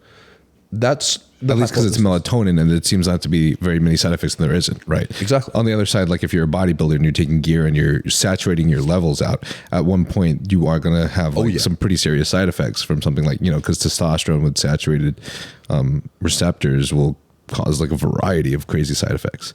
Oh yeah. Melatonin, on the other hand, sounds a lot lighter than that. And it seems to be very protective against a lot of the things that we don't want to die from. And that's what a lot of people are looking at for melatonin as a longevity molecule, is being like, well, and this is the thing that, one of the things that I'm the most interested in this space is being like, what are the interventions that you and I can do now that are sustainable, that are going to have a big dividend when we're 50, 60, 70 years old? And the things that I wonder about is like, you know, would taking a healthy amount of melatonin every night for life, would that be something that would have a positive outcome on protecting for things like, you know, the big 4 diseases of aging, which is diabetes, cancer, dementia, and heart disease. So if we can look at like low maintenance, things that are net positive and good for you that we can do sustainably long term, I think they're the things we want to focus on. And I think personally, melatonin falls into that category. Wow. Okay. What are your thoughts on, well, I mean, you've kind of already answered this, but I guess I'm still interested to know what your thoughts are on the difference between just trying to optimize your endogenous versus taking exogenous melatonin. I think when it comes to all hormone optimization, you want to focus on the endogenous optimization regardless of if you're taking it exogenously or not. And it's because, for example, if you and I sat here and took 50 milligrams of melatonin now versus if we took it at, let's say, midnight, the receptor availability is not going to be the same because we're going to have other hormones floating around. It's light outside. It's not going to have the same effect as if we'd taken it at nighttime in a dark room when you lay down to go to bed. It's going to work differently because the internal environment is different. Hormones don't do anything until they activate a receptor. It's like pinball. The balls will float around on the table. You can have all the balls floating around and you can hit them with the paddles, but you don't get any points until they hit the bumpers. So the way that you optimize receptor availability is that you optimize endogenous production, whether you are or aren't making it. So a good example is testosterone. Like if you take someone who's, you know, obese, unhealthy, and you put them on a 500 milligram a week steroid cycle versus someone who would be making optimal levels naturally, and they are, and then you put them on 500 milligrams a week of test, that test is going to do a lot more for this guy than this guy because the receptors are working properly, because the body is primed to be making it already. So I don't think that things like HRT give people a context or a permission or an environment where they can just go, oh, my natural production's taken care of. Like, I don't need to do any of that stuff. I can just biohack my way through life and it's all fine. No, I think you have to meet the medicine halfway. And I think that's the most important thing with all of this stuff, but especially melatonin as well. I mean, you can take all the melatonin that you want, but if you scroll on your phone until 2 a.m, you're going to have a shit sleep regardless. Yep. So one of the best things you can do on your phone is taking the red light out. I have an app, Flux, on my computer. I don't know if you've got Flux on your laptop, but gradually pulls the blue light out of the screen as the sun goes down. That stuff's really good. I have this thing that a lot of friends have made fun of me for because they don't know what it is until I tell them. But I got these like red and these orange glasses from Amazon. You know what I'm talking about, bro? And I fucking love them. Yeah. Because I'll put them on and literally an hour and a half-ish or something roughly after I put them on, I'm tired. Yeah. Like I'm ready to go. Yeah. And it's super easy because then you don't have to worry about each individual screen or what color your lights are. Yeah. It's for everything. Yeah. And I think that stuff, the way that I like to do it is, because the problem with all of this like health optimization biohacking stuff is if you take it too far, you can become neurotic and weird. And no one ever wants to hang out with you because you're just fucking annoying. And all the anxiety you create over your routines just offset all the benefits of all the stuff you're doing. So I like to have like, I've got the blue light blocker glasses in the house. I like to change like a few of the bulbs in the house to like a red bulb if possible. Have some candles around. Have like the Himalayan salt lamps. I've got those as well around the house. And that way, when it does come to evening, it's like, oh, I'd just rather put the salt lamp on or put a candle on. So that way, you've kind of just rigged your environment to kind of have that as part of your lifestyle. Yeah. And I think it's kind of like how do you drink more water? You put a big pint glass next to your water tap. Like that's the best way to drink more water. And I think if you can just rig your environment that way, like, one of the best things people can do is like get like a clock alarm and like charge your phone outside your room. Like there's a whole bunch of just little like life hacks that you can do that set it up to make all this stuff effortless, or you can become a real routine obsessed type A dude about it if that works for you as well. Gotcha. Yeah. Okay. So do you happen to remember any of the studies or any of the references that you normally refer to when we're discussing how melatonin does not affect your endogenous production, how taking exogenous doesn't affect your endogenous production? Yeah, so the best citation is just that Examine study. I wouldn't be able to quote the exact name of it, but what they have shown is that when you do put it into your body, so let's say if you swallow like a 5 milligram capsule now, that will suppress the production of melatonin while that 5 milligrams you've taken is circulating, because the body will go, well, the melatonin's here, we don't need to make anymore. What the studies have conclusively shown is that the following night, when you don't take the melatonin, it hasn't impacted your production at all. That's the most important distinction. I see. So when people go, oh, well, if I stop taking melatonin, I sleep like shit. It's like, that's why you started taking the fucking melatonin, because you weren't sleeping well. So they think it's a withdrawal, but it's going, no, now you just got used to actually having assistance here. Okay. Yeah. Gotcha. So if you take like 2 milligrams of melatonin and you have like, say, 5 milligrams of melatonin in your system or something, I'm sure this isn't how it works, but do you know what happens there? Yeah, it would suppress your production. So the physiological amount of melatonin that we produce is very strongly disagreed upon. So some people say that we only make 0.1 to 0.3 milligrams of melatonin, which is probably true, but that would be assuming that oral has a 100% bioavailability, which it doesn't. Right. So Thorne did a study.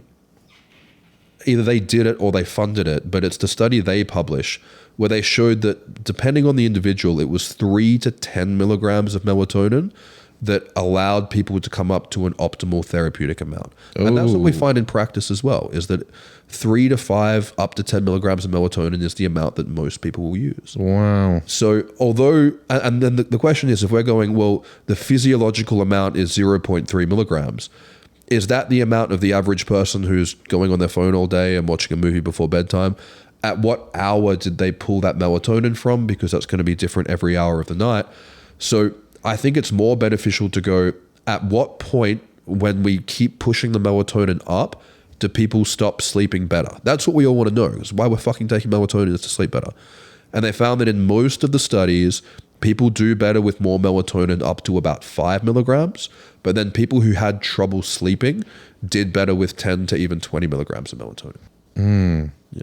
So Thorne, the way that I recommend, if people want to fuck around with melatonin, I recommend that you go on iHerb or Amazon or whatever, and you buy some 1, 3, and 5 milligram melatonin capsules. Thorne make 3s and 5s. I think Life Extension makes some 1s. They'll cost you like $10 a bottle, and start with 1 milligram for a few nights, have the coffee in the morning, and titrate it up by 1 to 2 milligrams of melatonin every 3 to 4 days. Because that way you'll have, the 1s, 3s, and 5s, and you'll get up to like 20 milligrams if you need to.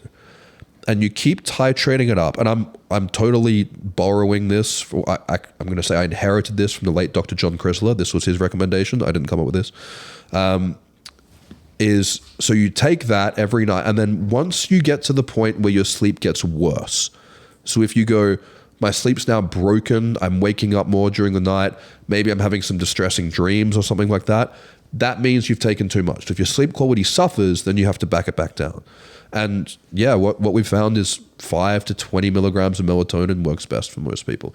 If someone comes to me and they're having issues with sleep, which is a real common thing, I tend to go, my base recommendation, which is just in a book that I just put out, is we're just going magnesium and collagen protein to start with, because that's going whole foods, nutrients that help with calming the system. If that doesn't work, the thing I like to go in beyond that is the melatonin. And if we're needing to modulate things like stress and cortisol, things like phosphatidylserine and theanine work really well. And if all of those fail, Sorry? What are your thoughts about 5-HTP? I think 5-HTP is crap, because it's a serotonin precursor that you're taking to increase melatonin. So it became redundant once we realized that melatonin was something that you could just supplement with. But the one that works, if all of those don't work, and you've got your 50 milligrams of melatonin in or 20 milligrams, you've got all the supplements not working, that's when a microdose of THC can do wonders. Absolute wonders. Well, okay. Cool. Microdose of THC. Yeah. Something I do every night. Yeah. In the macrodose. Macro doses are significantly more fun. But and I am also a big fan of the macro dosing THC for recreational effects. But for people who don't want to have it, they don't want any of that, but they just want to sleep better, 1 to 2 milligrams of THC with the melatonin, that can be the thing that prevents someone from having to go for something like Ambien. So if someone's like, melatonin's not cutting it and I need a pharmaceutical sleep aid, 1 to 2 milligrams of THC is not going to cause the stone over in the morning. It's not going to give you the munchies. You're not going to have too much fun with it. That tiny bit of THC is just enough to give that melatonin a little bit of legs. And that can be the thing that allows people to resolve the insomnia without having to go for the things like the Ambien or the Xanax and the Valium and things like that. Okay, cool. Awesome. And then what was that last thing you said about the 5 milligrams versus, so 10 to 20 milligrams, is for people who actually really have the issues still going to sleep, but the 5 milligrams was for what? 3 to 5 milligrams for most people with melatonin is the dose that works well. And then, if you're having trouble with sleeping, 10 to 20, up to 50. Yeah. Gotcha. If you feel like any of the medications that we spoke about today may benefit you, such as BPC 157, GH secretagogues such as Tesamorelin, IGF-1, oxandrolone troche, Semaglutide, then you can obtain these from Trensparent HRT, and the link for that will be in the bio. If you feel like you're experiencing symptoms of low testosterone, such as depression, anxiety, lack of motivation, as well as lack of sex drive, then you can get this checked out as well by getting your blood work done at Transcend, and they will provide you expert medical analysis. Transcend HRT has worked with many professional bodybuilders and pro athletes, such as Thor Bjornsson, Phil Heath, and Jeremy Buendia. And if you feel like this podcast has any relevancy to you, I do believe that this clinic will provide of great benefit to you as well. I guess that means the 2 milligrams I've been consuming whenever I felt like I needed it because Huberman said so is probably not completely correct. I mean, if it was enough that it worked for you and it produced a notable difference, then that's great. I think the argument is more that there is more potential benefits left on the table to going higher if you can tolerate more. Unfortunately, I cannot say if it's it's made a noticeable difference because one, the distinction was way too small, and then whenever I do really feel like I need it, I also have other supplements that I go to first, like GABA and Ashwagandha. Yeah. Before bed. I always take the magnesium glycinate, but I go to do those two also before bed. So, what is your thoughts on like KSM 66 and ashwagandha and like what time to take it? I always see that in pre-workouts and like intra workouts too, and I'm just like, okay, is that really a good idea? So ashwagandha is a very interesting supplement. It's very well researched. Mm-hmm. There are some people on the internet who misunderstand it and are afraid of it. And there's some very poor literature, again, this is kind of like it deliberately segued into this, on how ashwagandha impacts the serotonergic system. So are you familiar with the psychedelic 5-MeO-DMT? Yeah. Okay. Are you familiar with the dosages of 5-MeO-DMT in terms of like what roughly, let's say 50 milligrams of 5-MeO-DMT would do? No. Okay. So for dosing reference, 50 milligrams is about breakthrough threshold. That's the point that would put most people on their ass. Gotcha.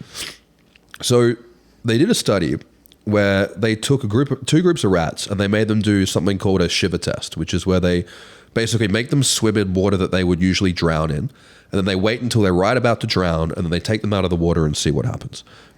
Animal cruelty and science research is not really a thing.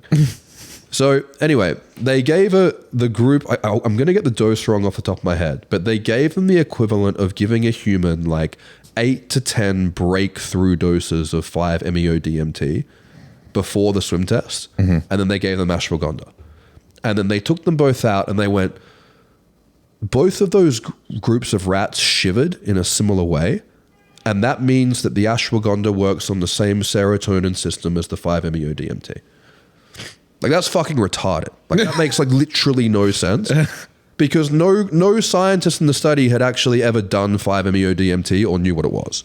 So this is formed, like when people quote all the time that ashwagandha, and you can read on Examine, when people quote that ashwagandha impacts the serotonergic system, when you click through to the study, this is the study. And it's just the most ridiculous study ever. So some people think that it messes with the serotonin system. It might, but that's not the issue. Ashwagandha is a GABA A receptor positive allosteric modulator, which is a fancy lingo term for the receptor that alcohol and benzodiazepines work on that calms you down. It makes that receptor more sensitive. It has the same mechanism of action as Valium, just much milder. So combining that with taking a GABA supplement, that would be like a potentiator, because you're taking it's interesting that we can supplement GABA, but we can't supplement things like serotonin or dopamine. But you're taking the neurotransmitter and then you're making your neurotransmitter more receptive to it. So it's like a 1-2 punch. That's how you can produce an effect. Makes sense why it feels so good when I do both. Yeah. Same with like theanine. Like theanine gives your body the precursor to make GABA, and then you make the receptor more sensitive. Magnesium allows your body to make it, works on the receptor as well. Same with glycine. Now, the problem with ashwagandha, the drawback is that because it works like Valium, it's very strong. So if people don't have baseline high levels of cortisol, or they don't have issues with like insomnia and being kept awake from stress, it can cause people to become like apathetic. Like it's kind of like if you were just like heading out for a day and took some Valium, it could make you feel just like kind of zonked and like demotivated and a bit depressed. Like the next day, for example? Or if you take it the day off? Acutely, yeah. The day off. Because if you take something like Valium, because the dose is high, it also gives you a bit of a dopaminergic buzz. That's where like you kind of take it and feel a bit spacey and feel a bit kind of fun. With ashwagandha, because it's mild, it's literally a depressant. It's like a tranquilizer. So if you're someone who's like super high stress, you've got chronic pain, you've got a bunch of shit going on, your cortisol levels are always jacked up, and you take some ashwagandha, you can go, oh, this is it. Like this has put me in the zone. Like this is a really nice sedative effect. But if you're someone who's not highly stressed, you take ashwagandha, it could turn you into a fucking potato, because it's going to move your chemistry in the wrong direction. So for people who are highly stressed or in chronic pain, it's probably the most effective herbal extract for that sedative pathway. The problem though with all these botanicals is they're all at least a little bit estrogenic. And the amount that they are estrogenic in the scheme of things for someone who's on cycle, drop in the ocean, not a big deal. But there are these kind of drawbacks to them, which they are like ashwagandha is an Ayurvedic tonic medicine, which wasn't meant to be used on consecutive days in Ayurveda. It's meant to be used as a one-off. So, is us coming in and taking a concentrated version every night for sleep, is that going to be something that's going to lead to problems long-term or health benefits long-term? We don't really know. But out of all the herbal supplements, it definitely has the most practical application for practitioners, because it's so effective for inducing sleep, calming anxiety, taking the edge off stress. Right. And I would argue that if people are putting them with pre-workouts, it's probably kind of like it's making it kind of like a Jaeger bomb. The Jaeger bomb is kind of like the Jägermeister, which has got the alcohol and then the caffeine and the sugar. It's meant to kind of take the edge off the caffeine or give the alcohol a bit of a kick. I'd argue that that's what these pre-workouts are doing. It's going, well, let's put a whole bunch of stimulants in, but then let's put a whole bunch of stuff like theanine and ashwagandha in to take the edge off so that you're not getting too cranked out at the gym, to try to give you that happy medium. That's probably why they're putting them in there. I always found it weird to have ashwagandha like in your mornings or like in your intra workouts or pre-workouts. Like I always found that just such a weird thing to put in a supplement. Yeah. And then, I mean, like, it's not like you're going to have any disclaimer in that supplement, like, oh, hey, if you have like super high cortisol levels, then this is actually probably going to work better for you or something. Or say like, if you have low cortisol levels, then don't take this product or whatever, they just want to sell it. I just found that a weird thing to just put in a giant cocktail of supplements. The supplement industry during the day is a wild industry, man. And I think that, they've taken like ancient Chinese medicine, Ayurveda, even like ancient Scandinavian medicine, and they've just put them in 500 milligram capsules and they just sell them at the vitamin store.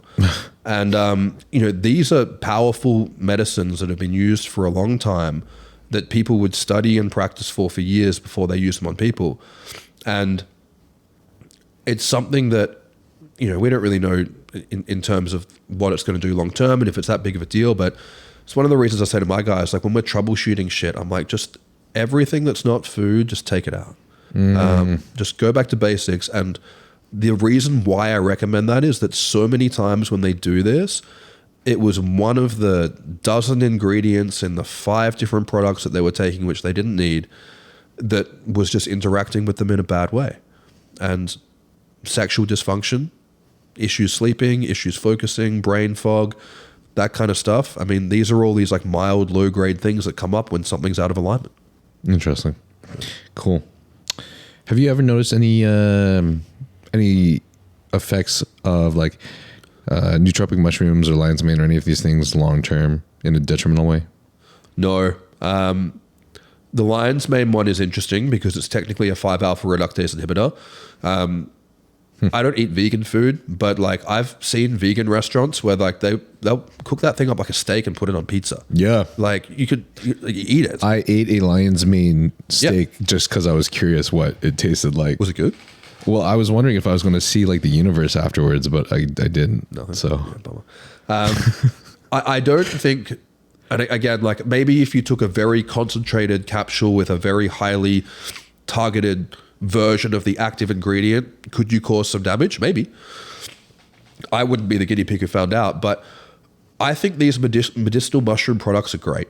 If the dose is right, if they're in a low dose, they're all blended together, I think they can work really well as a nootropic for people. If you combine that with, good nutrition, good workflow, it's not going to work like Adderall or modafinil. Right. But a good blend of those mushrooms in the right dose and the right setting, that could give you an extra 10, 20, 30% boost in creativity. I think people look for nootropics to work like Adderall, to be the thing that's going to get you off the couch, to get you stoked to go and do the thing you don't want to do. You're going to need amphetamine for that.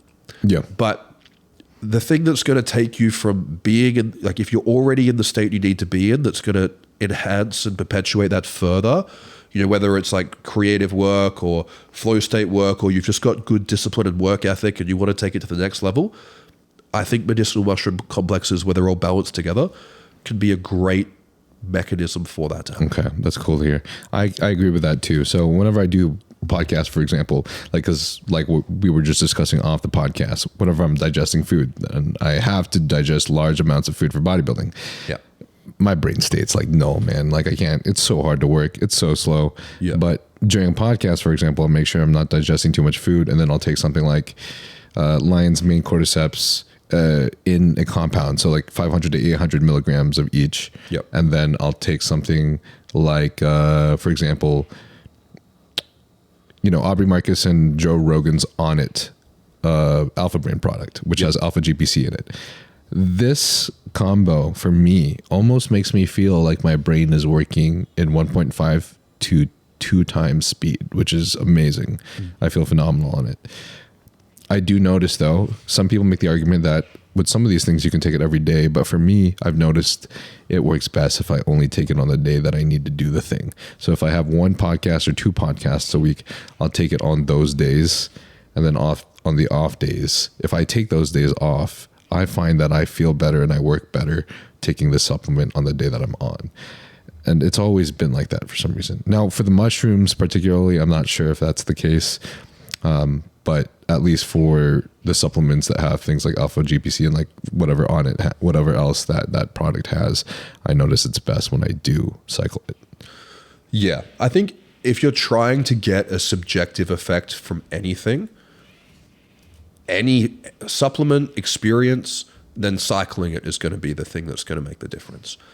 I quite like the On It Alpha Brain product. I think it's overpriced. But I think they've built a phenomenal brand, so I think they can charge good money for it. Yeah. I think the formula is great, especially in a double dose. I have a similar thing. I use the product Qualia Mind. There's like a 7 capsule dose. I don't know if you've seen that, but it's similar to the On It one, but it's a bit stronger. And the reason why that gives me such a good effect is because I use it like once a week, maybe twice a week. But if you were to use it every day, like, is it good for you? I mean, yeah, probably, but it's not going to give you that kick you're looking for, because it's about that subjective effect you're getting is the deviation from your baseline. When this becomes your new baseline, it's not, your brain is too good at keeping things in balance. It's otherwise coffee would have the same effect every day. Like the brain is very good at maintaining homeostasis as a defense mechanism. even when the things you're putting in, like, lion's mane and cordyceps and alpha GPC, these things are good for you, the brain will still work to maintain balance. And I think that that's one of the mistakes a lot of guys are making, is they're looking for products like this to use daily to get them just to feel okay, which is because their diet and lifestyle and, all this other stuff is off.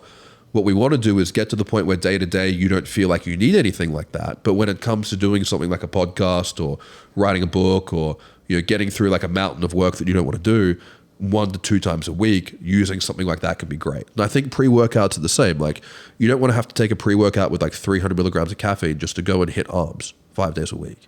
You don't want to need something like that every day. Yep. Ideally, you just want to be able to have a coffee and go to the gym. But once to twice a week, if you really want to fuck shit up and you've got like a really good pre-workout formula and you want to do that, go for it. And I think that's how these things should be used. Awesome. We're about running out of time, which sucks because we have a Q&A that I wanted to do as well. But I wanted to ask you beforehand too, because this is something that I was thinking about in the beginning of the podcast when my brain was fried. But I really enjoyed your talk about, you were discussing porn and how porn affects a lot of guys. Yeah. And the interesting thing is a lot of people will say one of the biggest reasons you shouldn't do porn is dopamine. Yep. But you made a different argument, and I really liked where you went with that. Do you think you could kind of expound on that? Sure. I think when you talk about something like porn, it's going to create a lot of strong responses. Either people always like to defend their vice, but people also like to virtue signal. So I take a very middle stance on porn, and I think it's good to look at it realistically.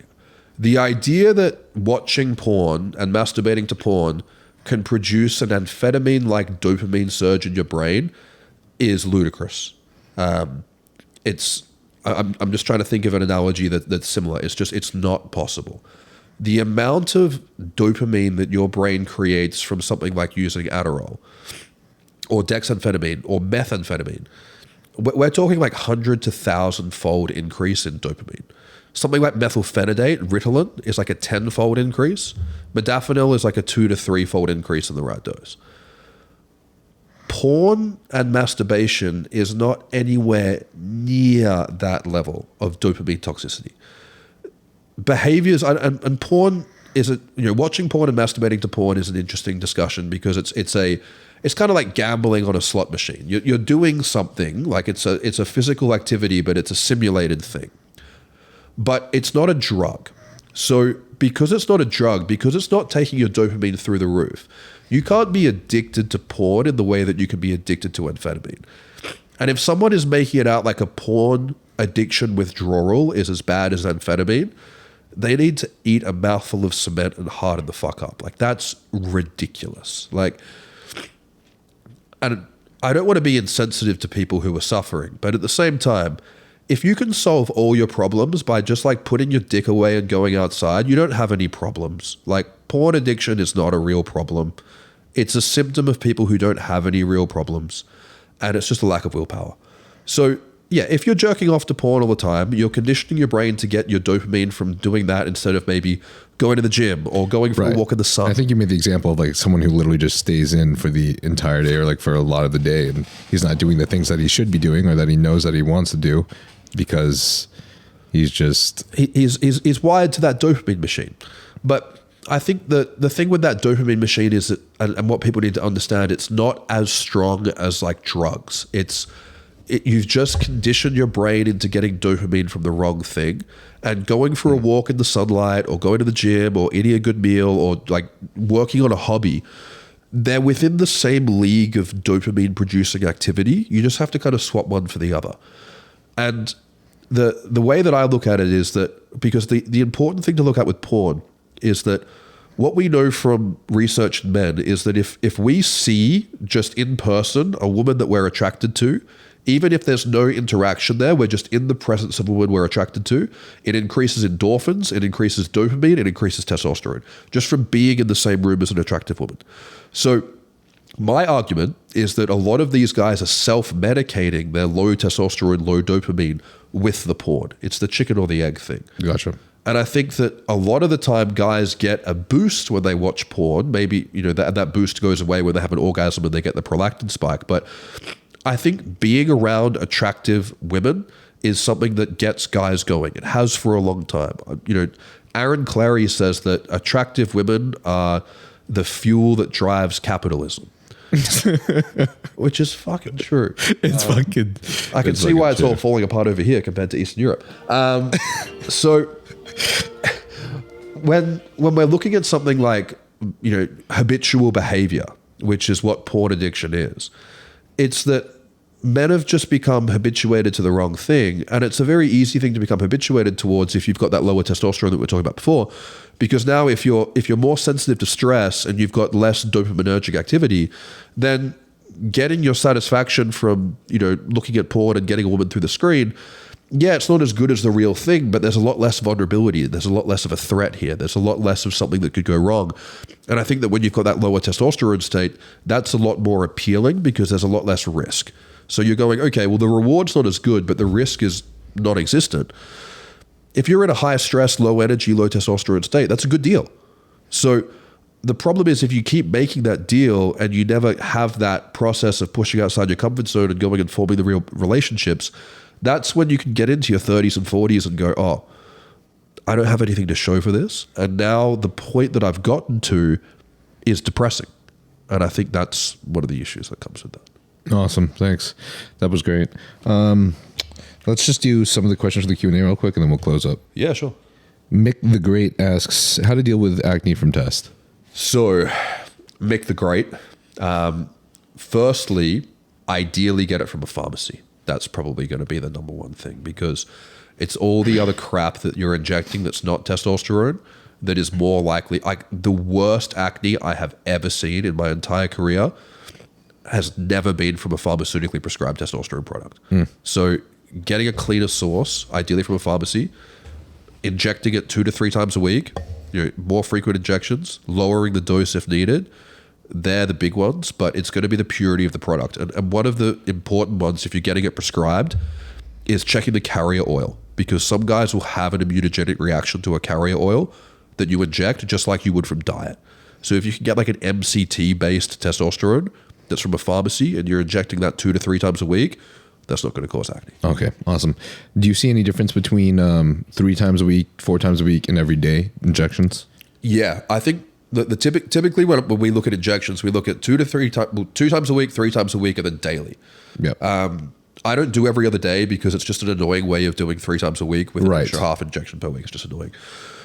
Going from 2 injections a week to 3 injections a week can be a game changer. I've seen labs where on 150 milligrams of testosterone split twice a week, the levels literally halved between Monday and Thursday. So people think, oh, if you're doing it twice a week, it's keeping it super stable. Not for a lot of guys. Yep. It can just be reducing that wave. So twice a week to 3 times a week, I have seen that be a game changer, to the point that if someone comes to me and they go, I want to start on an optimal TRT protocol, I'm just going in 3 times a week from the get-go. Okay. Only if you want to be really lazy and you can get away with it, I think you should go twice a week. Going beyond that, like going from 2 to 3 injections a week, 1 extra injection a week, game changer. Going from 3 injections a week to 7 injections a week, so now 4 extra shots on top. Given the half-life so long, I think diminishing return sets in then. But if someone's troubleshooting, if someone's overweight, if someone's got liver issues, if someone's getting their health together or they're taking a larger dose, that's the other thing as well. Like, I mean, I'm not really in the cycling space, but the more you're taking, the more often you should be pitting. Like, because if the total androgenic load is higher, stability is going to be your best friend. The more you're taking, the more stable you want it to be.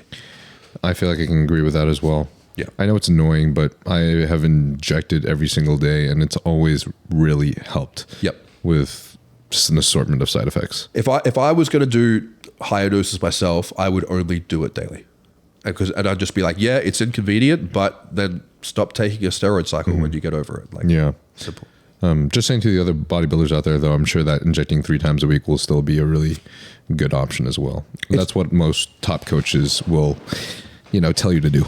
Yeah, and I used to sell mobile phones when I was at university, and when someone came in with a problem, the first thing we'd say is, have you turned it off and turned it back on again? Because back when you used to be able to take the batteries out of a phone, that used to fix most issues. Injection frequency is the same. If your phone's working fine, you don't have to restart it all the time. But if your phone's not working, the first thing you do is turn it off, turn it back on. If you're getting side effects on your protocol, increase injection frequency. Then start to troubleshoot other issues, because that's the easiest thing you can do. It's going to be beneficial across the board, and it solves the majority of problems. It's just an injection frequency thing. If you increase the injection frequency and then you've still got issues, then now we start to unpack stuff. But I think that should be if it ain't broke, don't fix it, for sure. But if you're troubleshooting, that's where you start. Cool. Ben S47 asks, is Dave still using testosterone cream instead of injections? I guess he's talking about... Yeah. So I started cream in January because it's just easier to get it in Lithuania. That's purely why. I had previously done 6 months of cream. I did injections for 8 years. I'd previously done 6 months of cream, but it just didn't work for me in the past. So I've been on cream. Previously, I was on 250 a week of tests, split into 3 shots. Now I'm on 200 milligrams a day of cream. So 2 clicks in the morning, 2 clicks at night. Levels are exactly the same. I feel exactly the same, except I don't have to stab myself, but I have to rub cream on my balls twice a day. Literally no difference whatsoever subjectively in how I feel. If I went back to Australia, I'd go back to injections. If someone said tomorrow you have to swap back to injections, cool, no problem. Totally equal for me. Yeah. The game changer recently, though, has been we organized for the pharmacy in Greece, who, if people are watching, they service all of Europe. You don't just have to go through my clinic. You can go through any clinic or doctor in Europe that will prescribe through Greece, but we're doing it through TRT Baltic, is the HRT-based cream. And my friend Keith Nichols put me onto this because there's multiple different bases you can get for the cream, and they're all a little bit different. One will leave like a powdery residue on your nuts, like talcum powder. One will smell really chemically, like you have to wash it off. That's the Atrevus Inversa base. Liposomal goes on great, absorbs quickly, but the levels aren't as good. That's what I was using previously. The HRT-based cream, it's cream made specifically just for hormone replacement therapy. It's made from olive oil and macadamia oil, so it's all natural. There's no solvents or anything in there. And you put on the tiniest bit, it sounds like I'm selling this, you put on the tiniest little bit of cream, and it feels like a good quality sunscreen. And you literally rub it in and it's completely gone, no residue, in like literally 10 seconds. So to be able to just put on about half the amount of toothpaste you'd use on a toothbrush of cream, put that onto your balls, you get out of the shower, pull your pants up, and to feel just as good as you feel on 250 a week of injectable, but being able to throw it in your backpack when you're traveling, not have to take injections with you, it's a nice change. That's cool. But you do it in the morning and at night? Yeah. So, okay. Yeah, you can do it once a day if you're lazy, but it's got a 24-hour half-life, so you are much better off doing it twice a day, but you can do it once a day. And a lot of guys who've been on injections for like 20 years are like, give me the once-a-day cream. Like, I'm just sick of doing this. Oh, okay, I see. Yeah. Yeah, I know a lot of people who have definitely gotten tired of injections for sure. Yeah. Cream used to be shit, but now that cream can be compounded in a way that's so well that you can get like levels that are even higher than 250 or 300 milligrams a week just by putting cream on twice a day, it's a pretty attractive option. Okay. I have a feeling like whenever I'm like 50 or something, I'm probably going to want to do this. Oh, yeah. Ultra Joe Comic asks, how can I manage enlarged prostate while on TRT without using finasteride? That's a tricky one. Prostate health is difficult. I'm not an expert on the prostate. I refer all these questions to my friend Dr. Jordan Grant, who's a fantastic urologist. But I have asked him these questions. And one of the things that I think is important for men is understanding that if you live long enough, your prostate's going to get big. Whether you have low testosterone, high testosterone, if you're an old guy, your prostate's going to swell up. That's just part of living long as a man. The thing for the prostate, though, is that androgen receptors saturate at hypergonadal levels of the prostate. So whether you take 50 milligrams of testosterone or 5 grams of testosterone, the activity of the androgen in the prostate is going to be the same.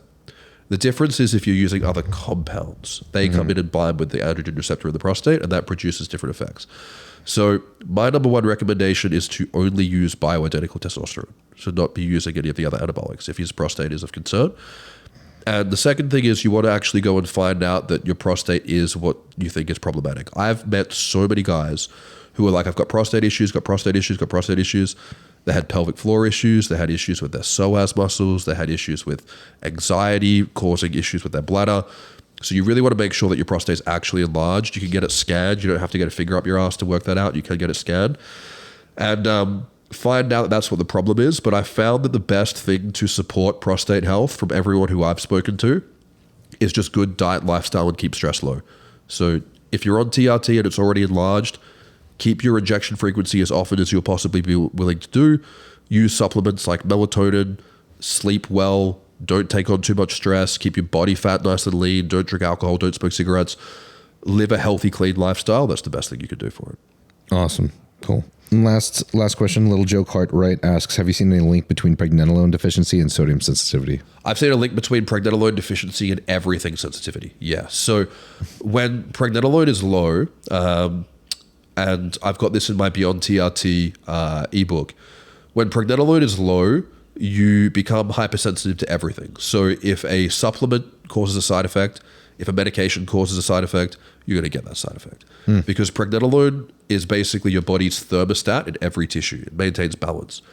So it's why it increases every time you take something that intoxicates you, so that your brain can defend itself. So your electrolytes will go massively out of whack if pregnenolone is deficient, absolutely. But there's a whole bunch of other things that could cause sensitivity to electrolyte imbalances as well. So pregnenolone being deficient is something that you have to fix, because if you don't fix it, nothing will ever feel okay. It's at such a core foundational aspect of your mitochondrial health that you have to have sufficient pregnenolone levels. You guys here in the States are blessed that you can check it. We can't check it in heaps of countries. What? Yeah, in Australia you can't check it. In Europe you can't check it. You can check it in the UK and in the US, that's it. You can't check it anywhere else. You know why that is? Because no one wants it. There's no demand. We used to be able to check it in Australia, and they were like, oh, we got rid of it. I was like, why? They were like, you were the only person referring it. Like, it's just no interest in it. So that's why it's expensive. Is it because maybe it's just most people you don't really see it as a deficiency as often as, say, testosterone? Yeah. So the late Dr. Ray Peat was very big on pregnenolone. And they used to use pregnenolone, as far as I'm aware, for a lot of things that they now use corticosteroids for. So the reason why pregnenolone fell out of favor over corticosteroids is that in a clinical environment for inflammation, the corticosteroid will, something like prednisone, will outperform pregnenolone. It will just cause way more side effects.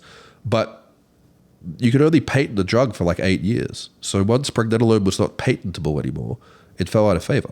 So pregnenolone is the least tested for and the least prescribed hormone because it's the oldest. There's no money to be made off it. So back in the 20s and 30s, it was popular. Okay, gotcha.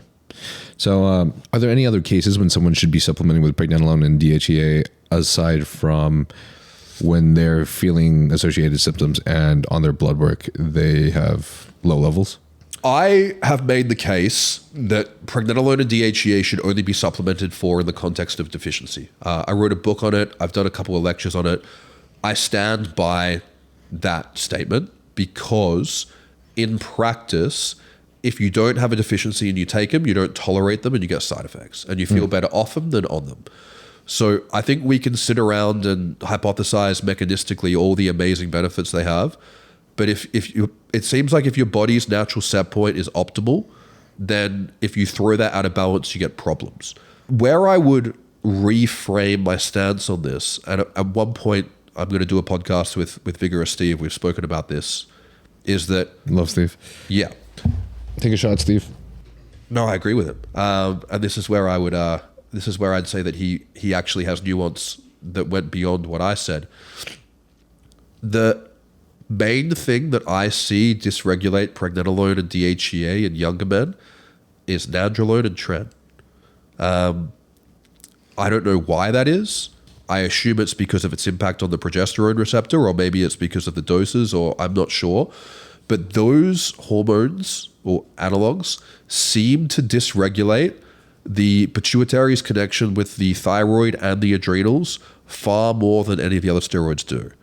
So I guess the argument is, would it be smart to use them prophylactically on a big cycle on the assumption that a supraphysiological cycle of androgens is going to downregulate those levels? So kind of like you could see it ahead and you were taking it to prevent that get shut down. That would make sense to me.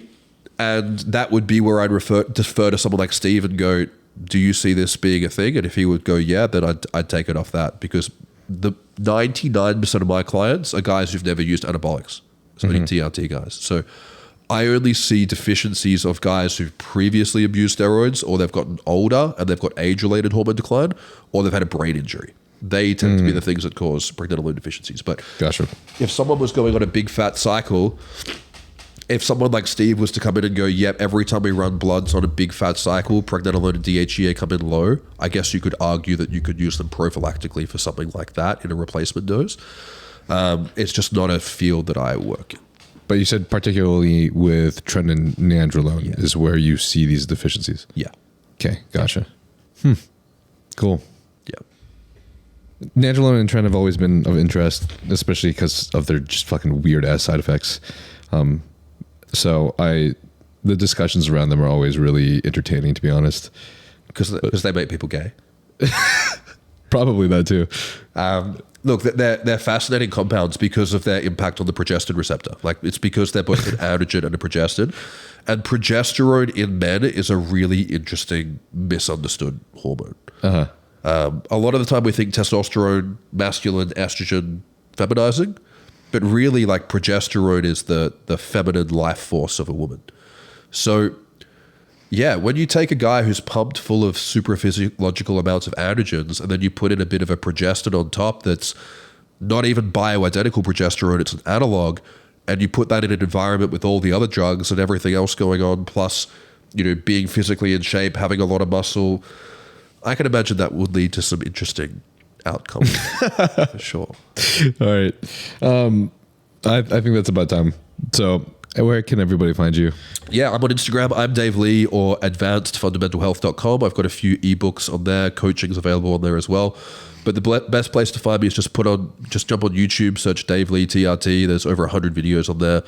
I've got 1 hour lectures on every topic people could be interested in, some live lectures too on philosophy and behavior. So all kinds of free content there. And then, yeah, if people want to pick up an ebook, advancedfundamentalhealth.com. Awesome. Thank you, bro. That was really awesome. Thanks. Tons of information. I think everybody will love. I did. Thank you. Thank you, guys. If you guys would like to support the podcast, you can by rating us a 5-star on Apple Podcasts, Spotify, or anywhere you find a podcast, or subscribing to the YouTube channel and clicking the bell button, because it lets us get super sick, knowledgeable guests like Dave today. So, love you guys. Thank you. Peace. Fire.